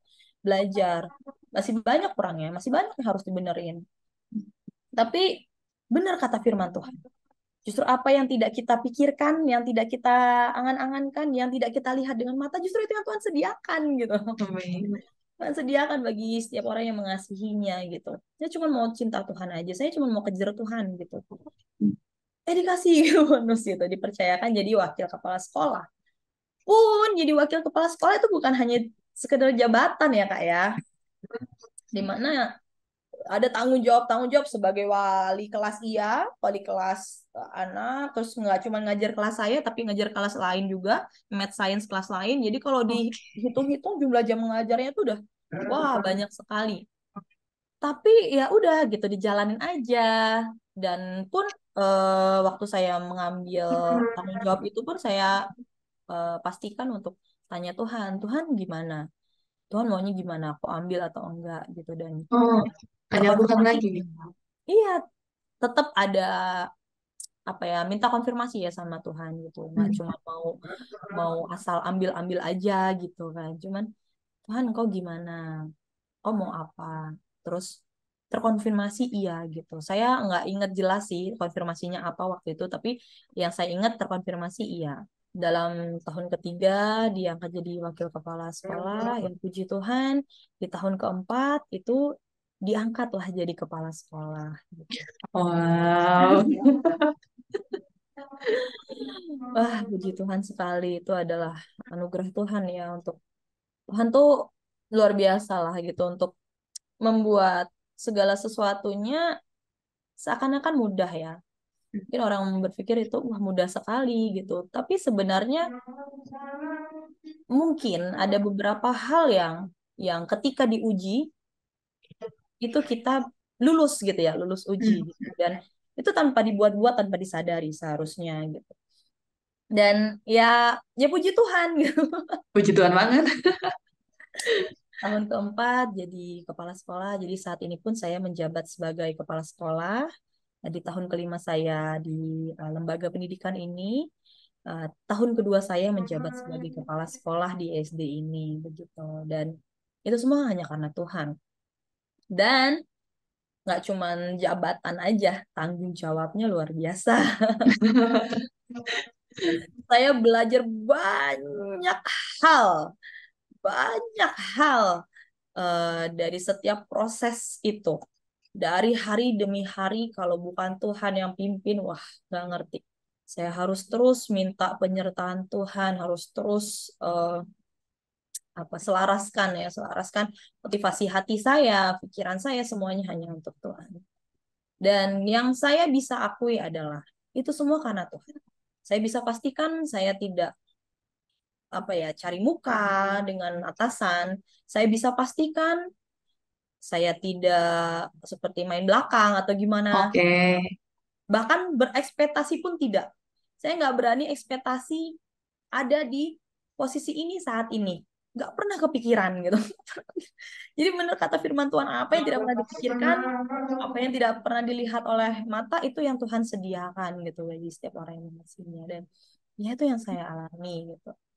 Jadi mungkin itu ya Kak ya, realnya adalah ketika kita mengandalkan Tuhan sepanjang hidup kita, setiap hari, setiap saat, Tuhan bakalan tuntun dan dia bakalan bawa lebih daripada ekspektasi kita, beyond expectation.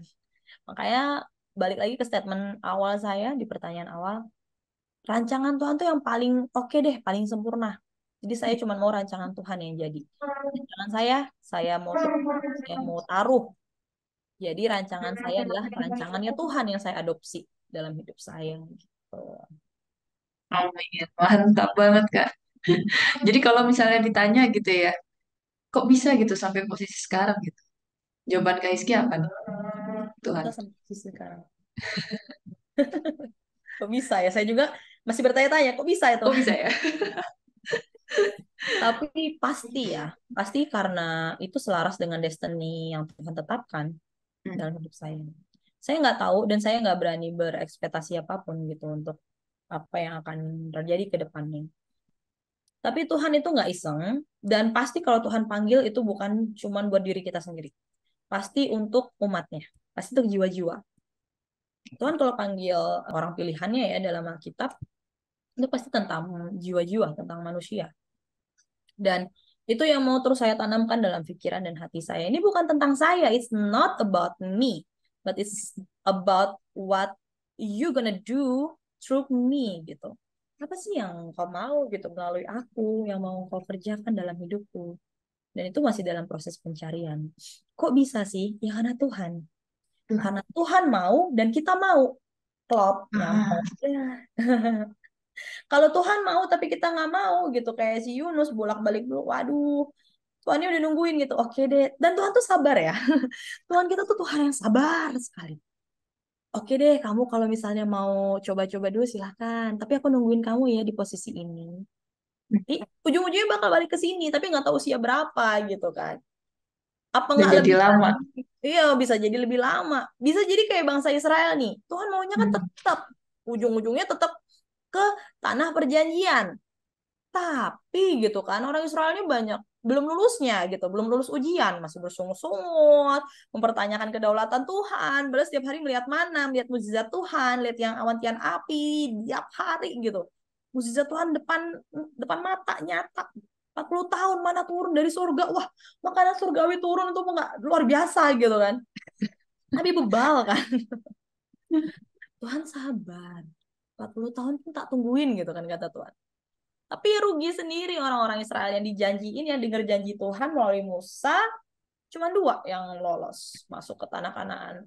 Perwakilan aja nih, yang masuk lagi anak-anaknya nih yang lahir di perjalanan kan ya kalau Ya. di dalam firman Tuhan itu. Jadi ujung-ujungnya bakalan nyampe. Ujung-ujungnya destiny kita itu pasti bakalan tercapai. Tapi bisa jadi saat ini kalau kita mau submit ke Tuhan ya, kita mau kerja sama sama Tuhan. Oke, let's do partnering with God gitu kan. Aku mau, Tuhan mau, jadi greng gitu. Atau misalnya nanti dulu lah Tuhan, aku mau coba ini, coba itu, coba ini. Oke. Jadi jadinya di usia-usia yang mungkin sebenarnya bisa cepat tapi jadinya agak lama gitu ya. Tapi tidak juga bukan berarti orang yang dipanggil Tuhan di usia yang sudah lebih senior itu salah atau karena dia tidak tidak taat sama Tuhan ya kita nggak bisa judge begitu ya itu banyak hal Proses. ya. Cuman itu bisa jadi loh kalau kita nggak segera untuk partnering with God bisa kelamaan gitu kan. Padahal Tuhan udah mau datang nih gitu. Atau malah keturunan kita yang meneruskan destiny yang Tuhan udah tetapkan. Tapi pasti Tuhan jadi kehendaknya pasti jadi. Nggak mungkin nggak. Firman Tuhan ya dan amin. Apa yang dia firmankan, apa yang dia keluarkan nggak bakalan balik dengan sia-sia. Nggak balik lagi ke dirinya dengan sia-sia. Semua yang sudah dia firmankan pasti jadi. Jadi saya memilih untuk ayolah Tuhan sekarang aja gitu. Dari saat ini, dari detik ini gitu. Nggak usah nunggu nanti. I want to submit myself to you God gitu. Jadi partnering with God, kerjasama sama Tuhan, teamwork, dan itu nyata gitu dalam kehidupan sehari-hari. Setuju banget nih Kak nih. Ada bagiannya Tuhan gitu ya kita gitu ya. Kalau Betul. misalnya Tuhannya udah mau rencanain Kak Hizkia ini untuk jadi kepala sekolah, tapi misalnya Kak Hizkianya selama jadi guru males-malesan gitu istilahnya, nggak mau berlatih gitu ya, nggak mau belajar lagi gitu ya, cari-cari sendiri gimana gitu. Ya nggak akan terlaksana gitu ya apa yang Tuhan mau, ya nggak sih Kak? Betul, betul, betul. Betul sekali, Kak. eh yang saya sadari adalah saya tuh banyak kurangnya, banyak banyak harus belajarnya lah. Itu harus Hmm. belajar banyak banget Tuhan gitu. Makanya harus belajar gitu. Jadi ketika dipercayakan satu hal, dua hal, dan bukan berarti saya nggak pernah salah ya. Waduh, pernah nih menjalani suatu salah. Belajar dari kesalahan itu dan tidak tidak apa ya terpuruk dalam kesalahan itu. Belajar, oke, aku harus belajar, aku harus belajar, aku harus belajar gitu. Dan yang saya percayai adalah justru dalam kelemahanku lah kuasa Tuhan jadi sempurna. Aku menyadari kelemahanku. Aku tahu aku tuh nggak bisa apa-apa tanpa Tuhan. Aku tuh bukan siapa-siapa tanpa Tuhan. Makanya aku butuh Tuhan. Aku butuh kedaulatanmu. Aku butuh Engkau mencengkrami aku. Aku butuh Engkau yang eh, jamin aku deh gitu. Yang pegang erat hidupku gitu. Dan itu kuasa Tuhan jadi sempurna. Dia yang bakalan ngelit kita. Dia bakal memimpin kita gitu. Pada jalan-jalan yang harus kita laluin. Jadi bagian saya adalah saya menyadari saya nggak bisa tanpa Tuhan. Saya bukan siapa-siapa tanpa Tuhan. Saya butuh tongkat didikan. Saya butuh orang-orang lain yang membantu saya, yang mengajari saya. Saya butuh untuk belajar. Dan terlebih saya butuh Tuhan. Dan Tuhan akan mencukupkan segala sesuatunya. Tuhan akan berikan sesuatu yang tidak ada menjadi ada. Saya yang tidak bisa bicara misalnya, tidak bisa bicara di depan orang lain. Saya bisa jadi bisa bicara di depan orang lain. Karena Tuhan. Karena kita yang minta. Kita minta Tuhan kasih dong kan. Mintalah maka akan diberikan kepadamu. Dan yang kita minta pun sesuai dengan kehendak Tuhan. Bukan minta kesenangan diri kita sendiri. Minta apa yang Tuhan mau. Tuhan, Engkau tempatkan aku di sini dan kekuranganku di sini. Dan aku butuh ini. Aku butuh butuh kemampuan ini. Aku butuh kemampuan itu. Aku butuh kemampuan ini. Aku butuh kemampuan manajerial. Aku butuh kemampuan administrasi. Aku butuh kemampuan ini. Aku minta, aku minta, aku minta. Jadi Tuhan akan perlengkapin. Perlengkapin itu dan kita harus belajar meluangkan waktu juga untuk belajar dalam keseharian kita, terus mau diproses dan pasti ada yang dikorbankan. Yang dikorbankan waktu, tenaga, pikiran, pasti dikorbankan. Tapi ya jadi pinter. Iya. Bisa. Dan ketika kita bisa, jangan sampai ngerasa bisa sendiri. Udah bisa, udah nggak usah minta pertolongan Tuhan. Waduh, bahaya besar. Jangan sampai dosa seperti Nebukadnezar yang merasa dia kerajaannya kokoh karena dirinya itu dan Tuhan menegur dia sehingga dia jadi seperti hewan ya makan rumput gila gitu ya sampai itu yang terjadi jangan sampai kita jatuh dalam dosa kesombongan karena tadi pagi renungan di sekolah kita sekolah Kristen Kak jadi setiap pagi guru-gurunya pun dalam briefing sebelum briefing ada renungan pagi jadi dalam renungan itu tertulis karakter asli seseorang akan terlihat ketika dia diberi kekuasaan. Nah itu merema tuh kalimat itu dalam hidup saya. Wah, karakter asli seseorang akan terlihat ketika dia diberi kekuasaan.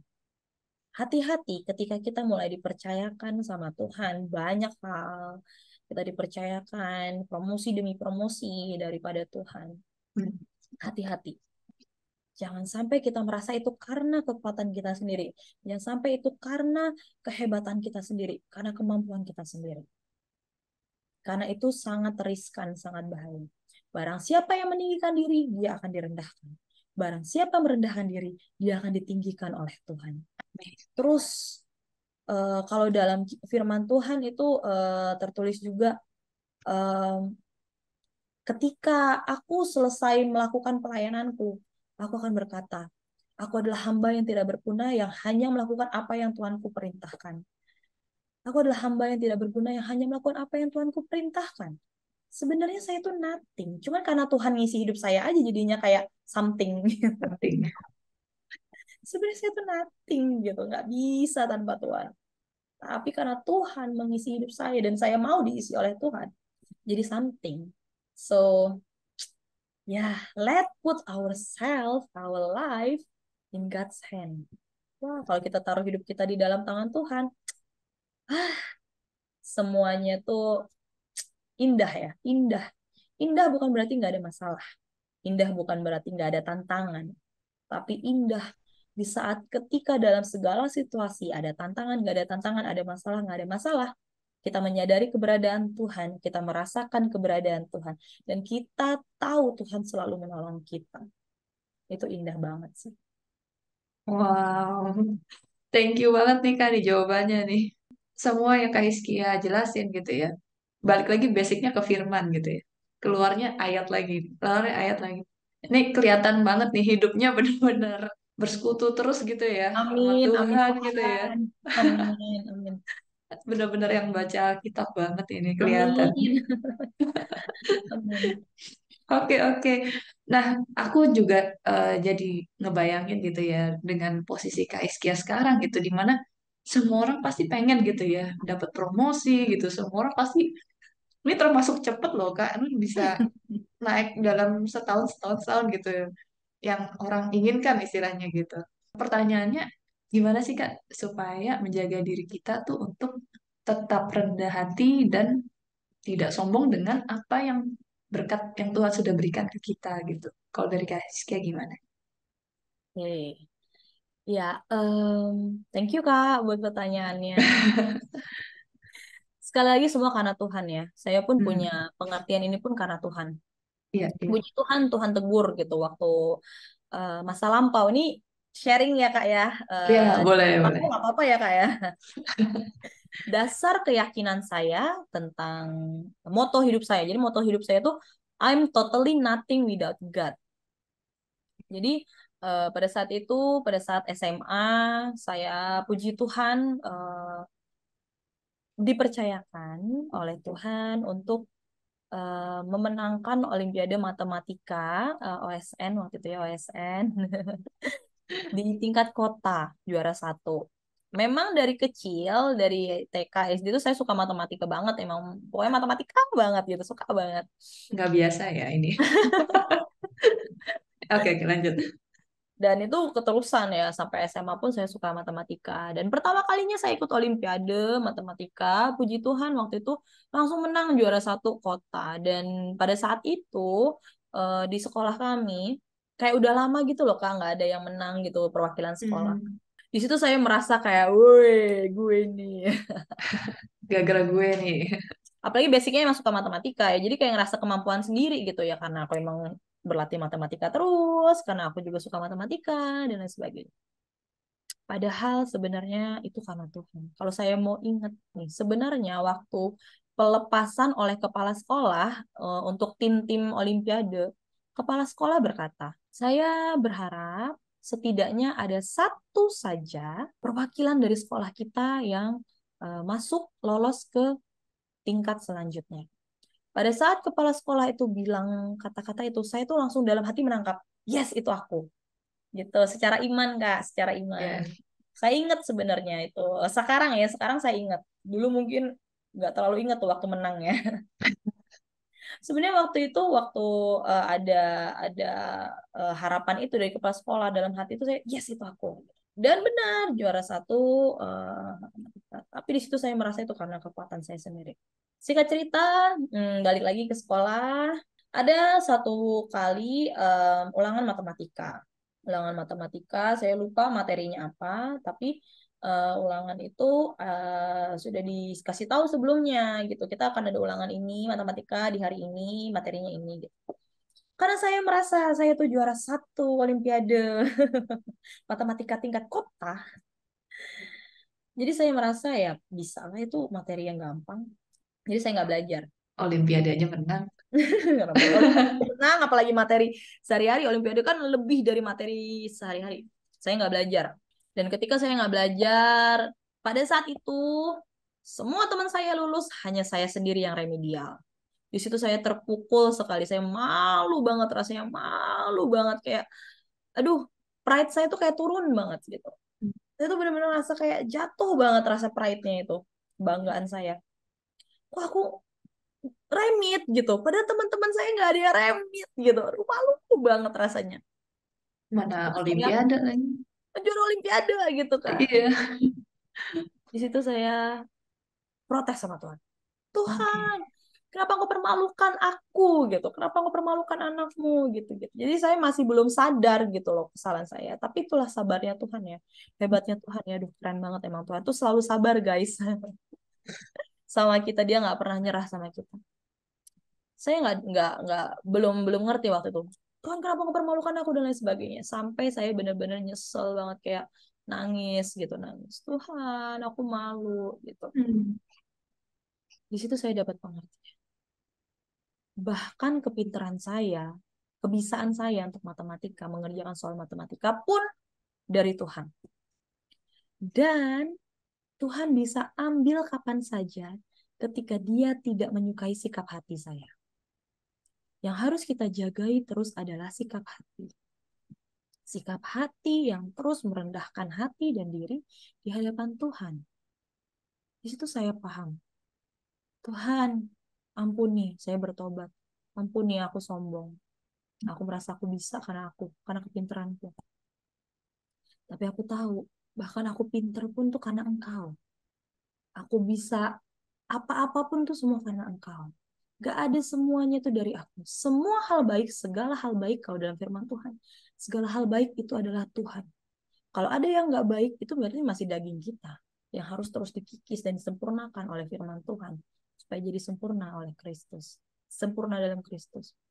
Jadi, dari situlah saya punya tagline, moto hidup. Sampai saat ini saya hidupi. God, I'm totally nothing without you. Aku nggak bisa apa-apa tanpamu, aku bukan siapa-siapa tanpamu. Dalam firman Tuhan di Yohanes 15 ayat 5 ya. Di luar aku, kamu bukan siapa-siapa.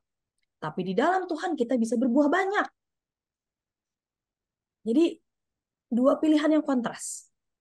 Kalau kita mau di dalam Tuhan, kita bisa berbuah banyak.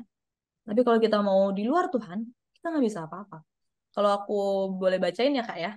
Boleh. Di Yohanes 15 ayat 5 gitu. Akulah pokok anggur dan kamulah ranting-rantingnya. Barang siapa tinggal di dalam aku dan aku di dalam dia, ia berbuah banyak, sebab di luar aku kamu tidak dapat berbuat apa-apa. Saya jadi ngerti, oke. Pilihannya dua dan kontras. Tinggal kita mau pilih yang mana. Mau hidup di dalam Tuhan atau hidup tanpa melekat sama Tuhan. Di luar Tuhan. Sesuka kita. YOLO, you live only once. Ya ini kan, aduh, jangan serius-serius amat Kak Gika gitu kan. Hidup cuma sekali gitu, ngapain gitu terlalu serius amat sih gitu. Nikmatin dong, enjoy. Justru hidup ini sangat menyenangkan. Justru ketika hidup kita taruh di dalam Tuhan, kita di dalam Dia dan Dia di dalam kita. Itu sangat menyenangkan dan fun dan enjoy, saudara-saudara. Nggak, nggak, bebannya pun ringan dan enak gitu. Nggak ada yang sulit. Karena kita tahu, kita pun jalanin semuanya sama Tuhan, Allah Immanuel. Segala perkara dapat kita tanggung dalam Dia. Dan semuanya pasti bisa kita kuasai. Nggak mungkin melampaui kekuatan kita gitu. Jadi yang menjagai hati saya untuk tetap mengingatkan diri saya untuk tetap rendah hati, tetap sadari bahwa ini semua karena Tuhan. Itu karena pengalaman hidup saya dulu. Dan saya bersyukur. Saya bersyukur sama Tuhan. Makasih Tuhan untuk pelajarannya. Makasih untuk didikannya. Aku bersyukur. Aku malu, iya. Tapi maluku tuh worth it.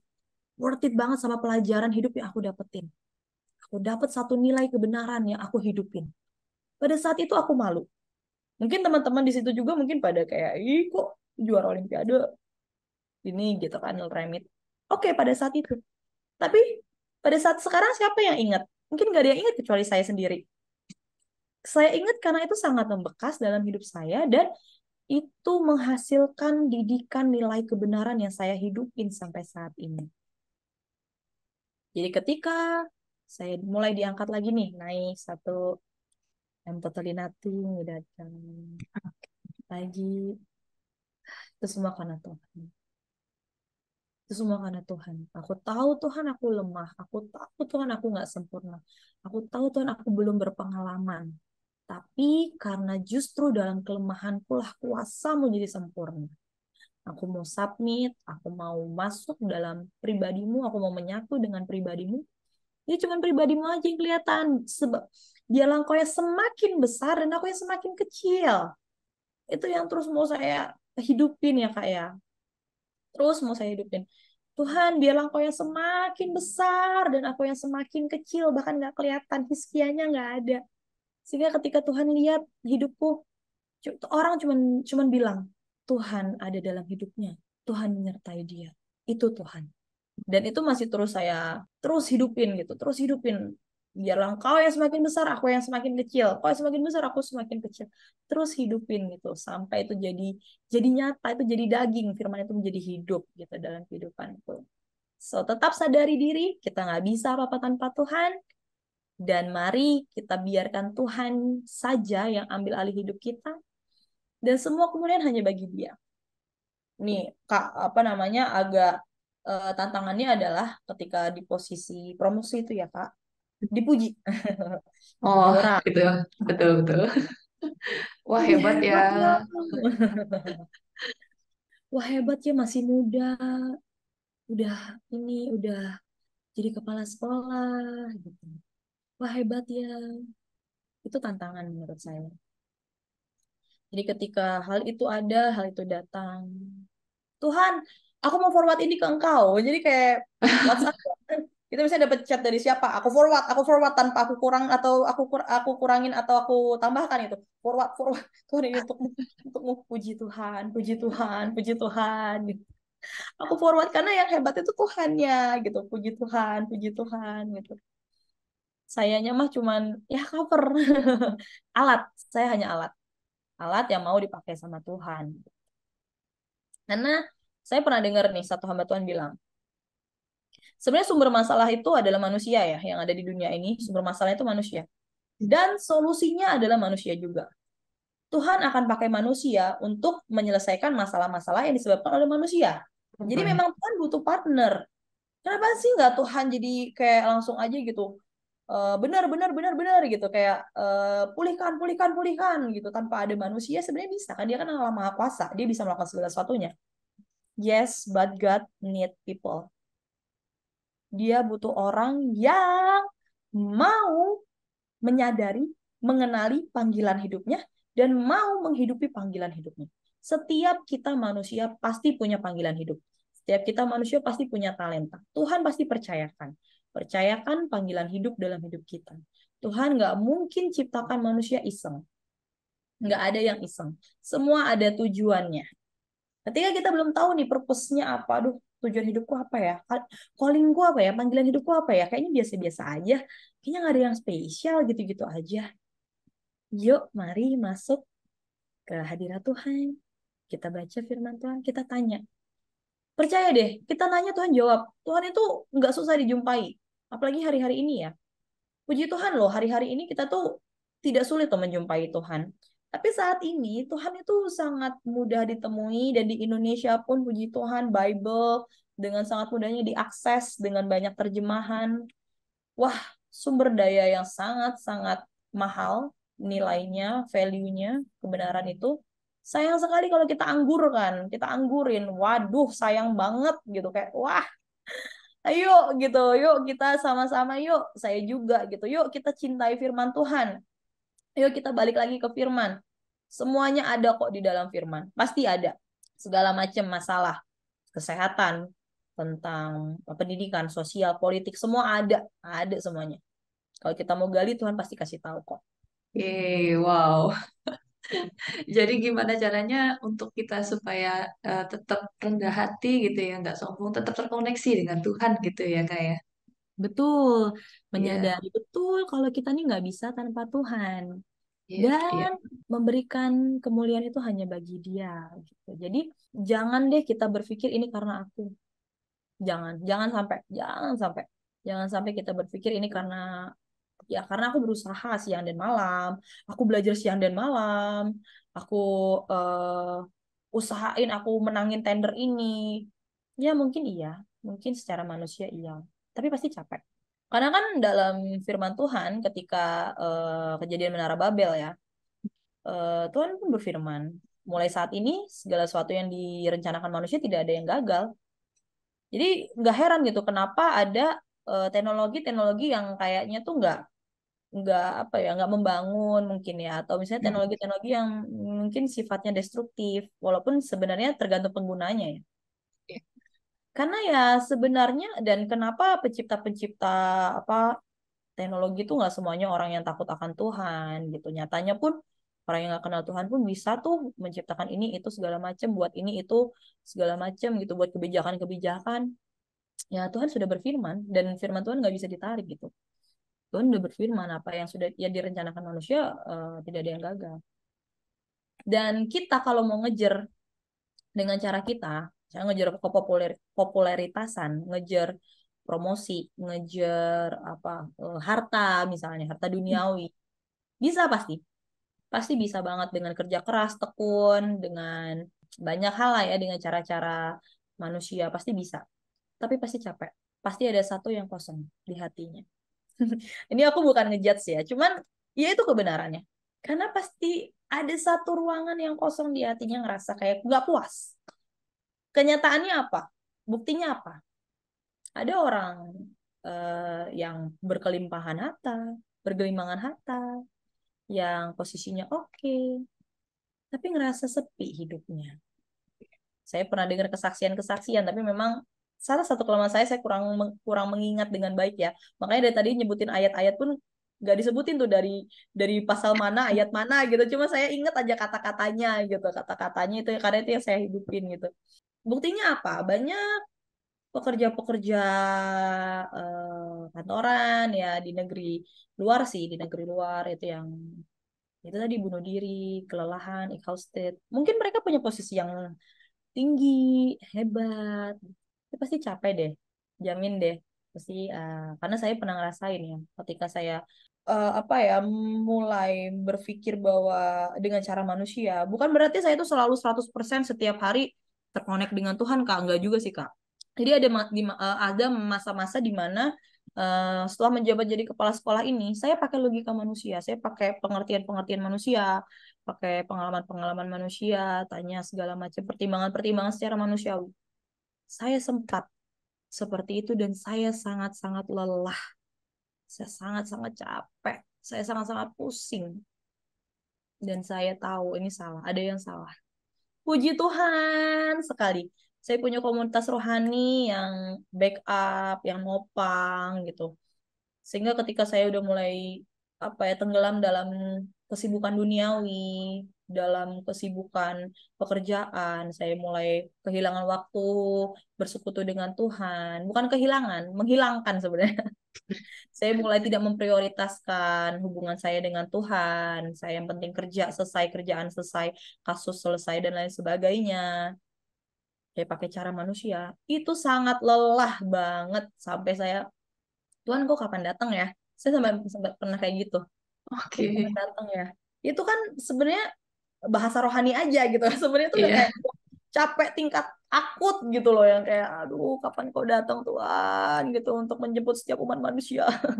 Terkesannya rohani, tapi di situ ada desperate, ada keputusasaan di dalamnya gitu. Dan puji Tuhan, Tuhan menolong saya melalui komunitas rohani. Banyak hal. Saya yakin mereka mendoakan saya juga seperti saya mendoakan mereka gitu. Kita saling menopang. Itulah pentingnya punya komunitas rohani, guys. Wah. Penting banget gitu. Karena saling menopang satu sama lain, kita saling backup. Kita saling backup di alam roh tuh, kita saling backup.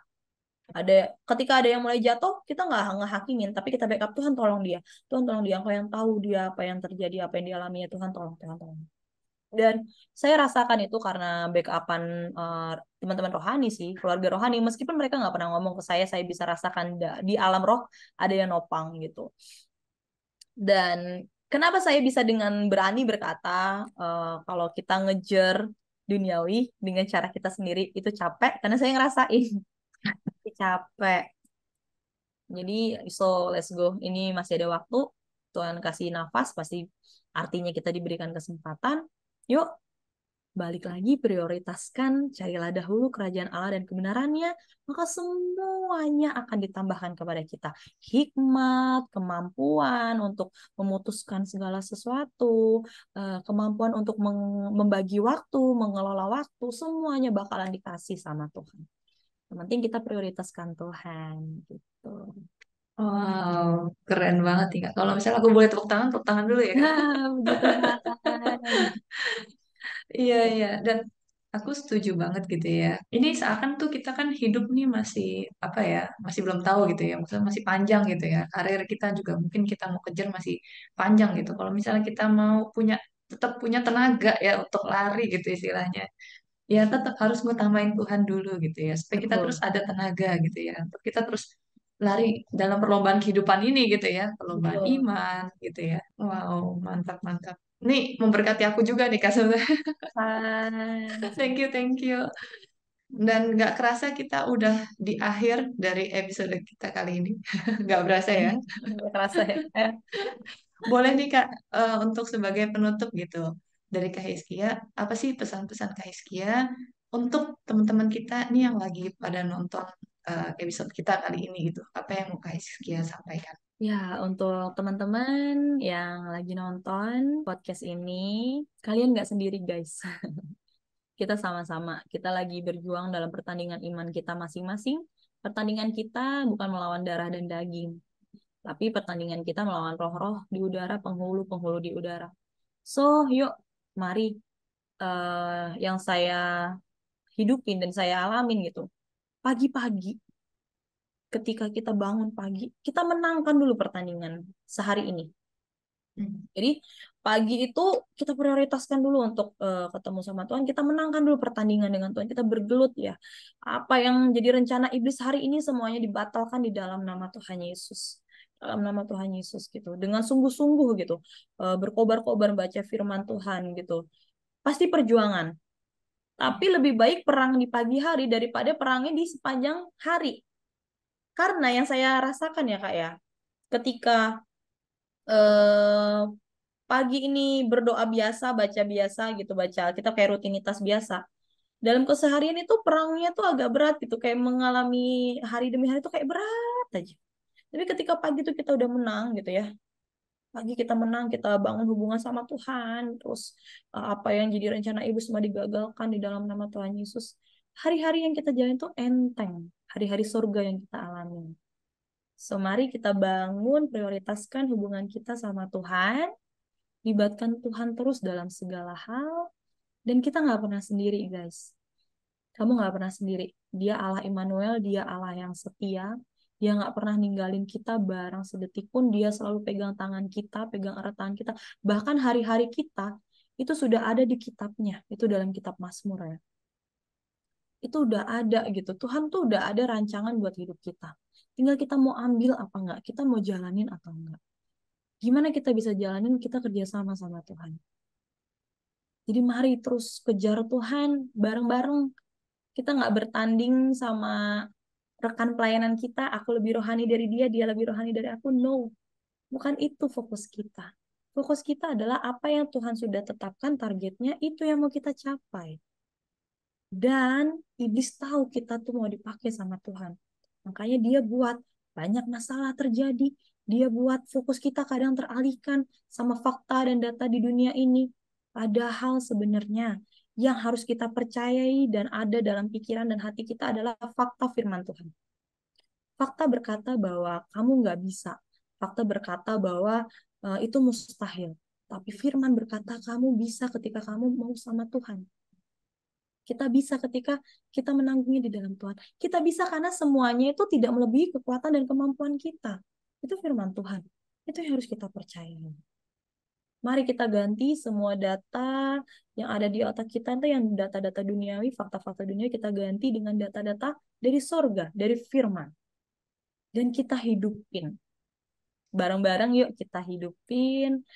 Dan nantinya kita akan sama-sama ada dalam satu agenda besar Tuhan. God's master plan. Tuhan punya agenda besar. Kita satu tubuhnya.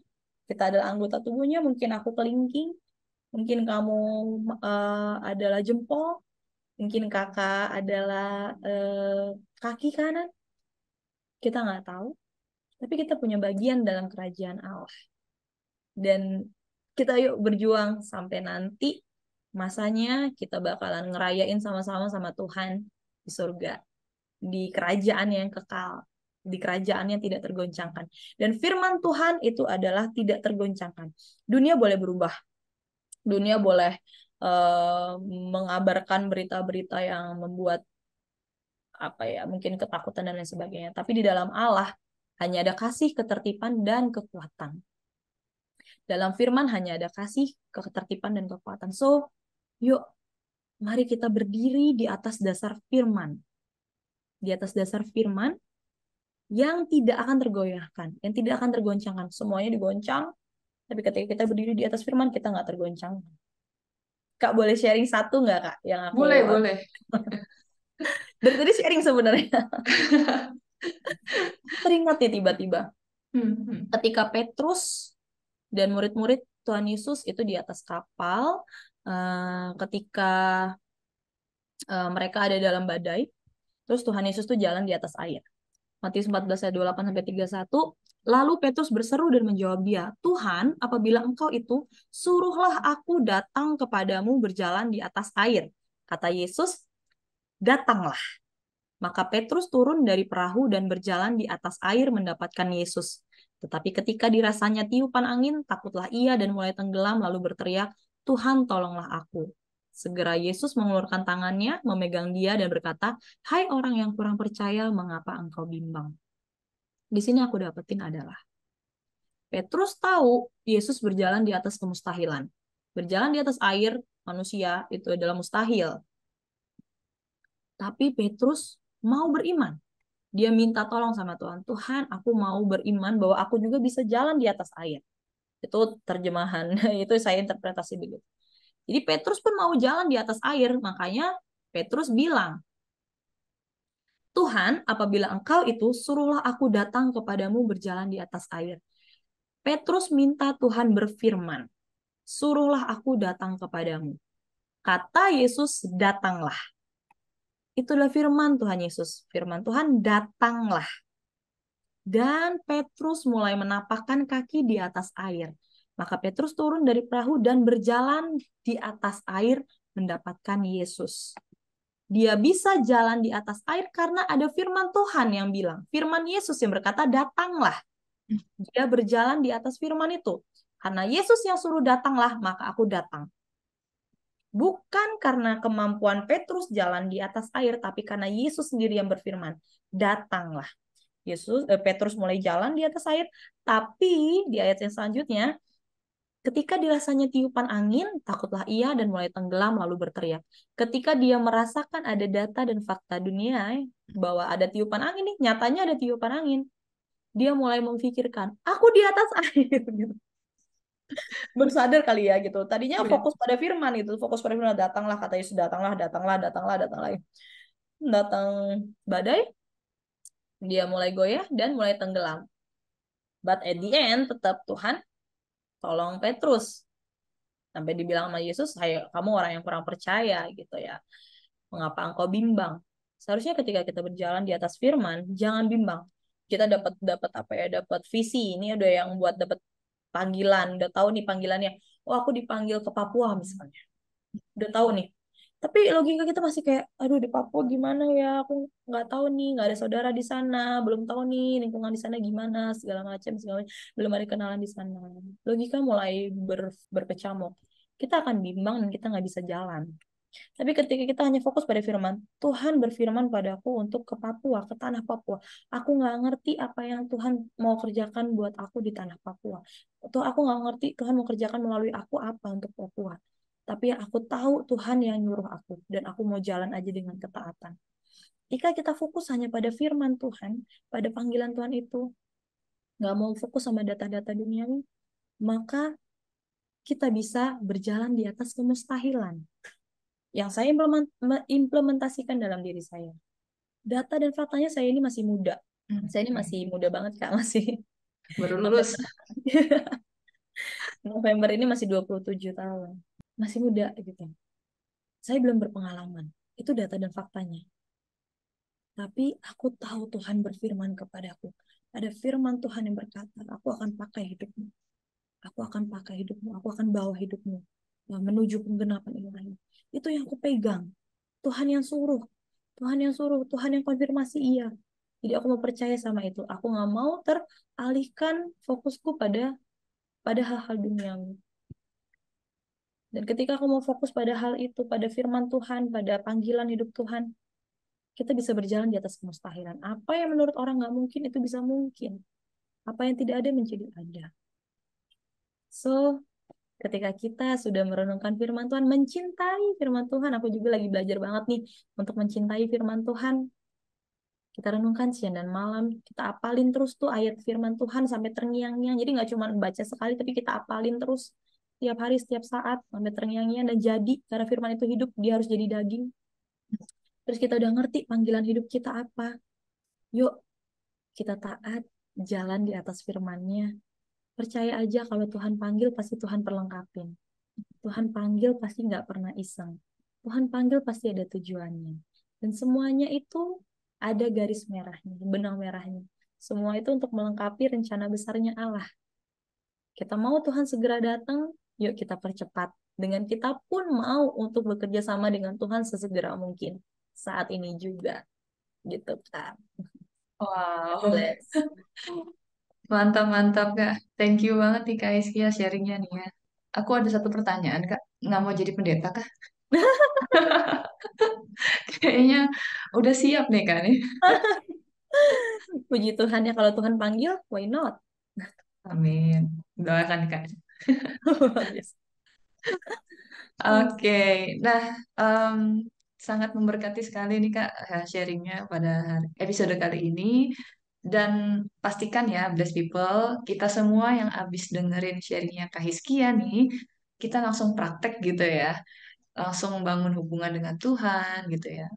Yang tadi Kak Hiskia bilang gitu ya, mencintai firman Tuhan, mencintai membaca firman gitu dan baca berulang-ulang sampai benar-benar masuk dalam hati kita, masuk dalam pikiran dan hidup kita gitu ya.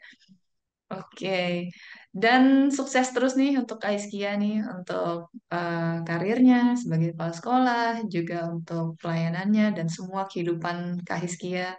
Biar Tuhan yang berkati, dan Tuhan pakai terus Kahiskia, hidupnya, perkataannya, jadi berkat untuk banyak orang. Amin. Amin, amin, amin. Amin. Oke. Nah, buat kalian Blessed People yang mau kenal lebih dekat dengan Kak Hiskia, kalian bisa kontak Instagramnya Kak Hiskia di mana, Kak? Boleh banget kalau mungkin teman-teman ada yang mau sharing atau mau ada yang digumulkan, minta didoakan. Sebenarnya sih kalau doa kita semua bisa ya pribadi, tapi aku welcome banget gitu sama kita semua yang mau sharing. Boleh di Instagram aku di @hiskia_endah_ps. Oke. Nanti ada ya tulisan di bawahnya Kak Hiskia ya. Oke. Nah, Kak Hiskia ada nggak nih komunitas atau gereja yang mau di-sharing nih, Kak? Jadi aku tertanam dalam sebuah gereja lokal yang baru didewasakan. Kita juga baru apa ya ibadahnya pun belum ada gedung gereja, jadi masih di rumah jemaat Oke. gitu ya di sebuah desa. Tapi kita juga ada Instagram dalam pelayanan kita itu @mahanaim_family. Oke. Nanti ada juga ya tulisannya di bawah. Ada lagi, Kak? Terus saya juga sering terberkati gitu. Salah satunya dengan akun Instagramnya Be Blessed Community. Thank you udah jadi berkat. Dan ada salah satu apa namanya akun Instagram yang rutin juga ngasih renungan-renungan gitu. Ada grup WhatsApp-nya itu ada @pelitafirman_. Jadi boleh Oke. nanti kalau kalian ketik nanti boleh di follow juga. Ya, nanti ada tulisannya juga ya di bawah ya. Oke, thank you banget nih Kak sharingnya nih ya. Oke, bless people, sampai di sini dulu aja episode kali ini. Thank you buat teman-teman semua yang udah menonton sampai habis. Semoga pembicaraan ini bisa jadi berkat untuk kalian semua yang mendengarkan. Dan kalau kalian diberkati lewat episode kali ini, kalian bisa subscribe di YouTube-nya Bibles Community supaya kalian gak ketinggalan video-video yang sangat memberkati selanjutnya gitu. Dan jangan lupa juga follow Instagram Bibles Community dan juga Instagramnya Kak Hiskia di Hiskia Endah PS seperti yang tulis di bawah. Oke, supaya kita semua boleh terus diberkati melalui firman Tuhan gitu ya. Oke, bless people, sekian dulu aja episode kali ini. Sampai jumpa di episode Bless Talk selanjutnya. Tuhan Yesus memberkati. Bye-bye. Thank you. God bless. God bless.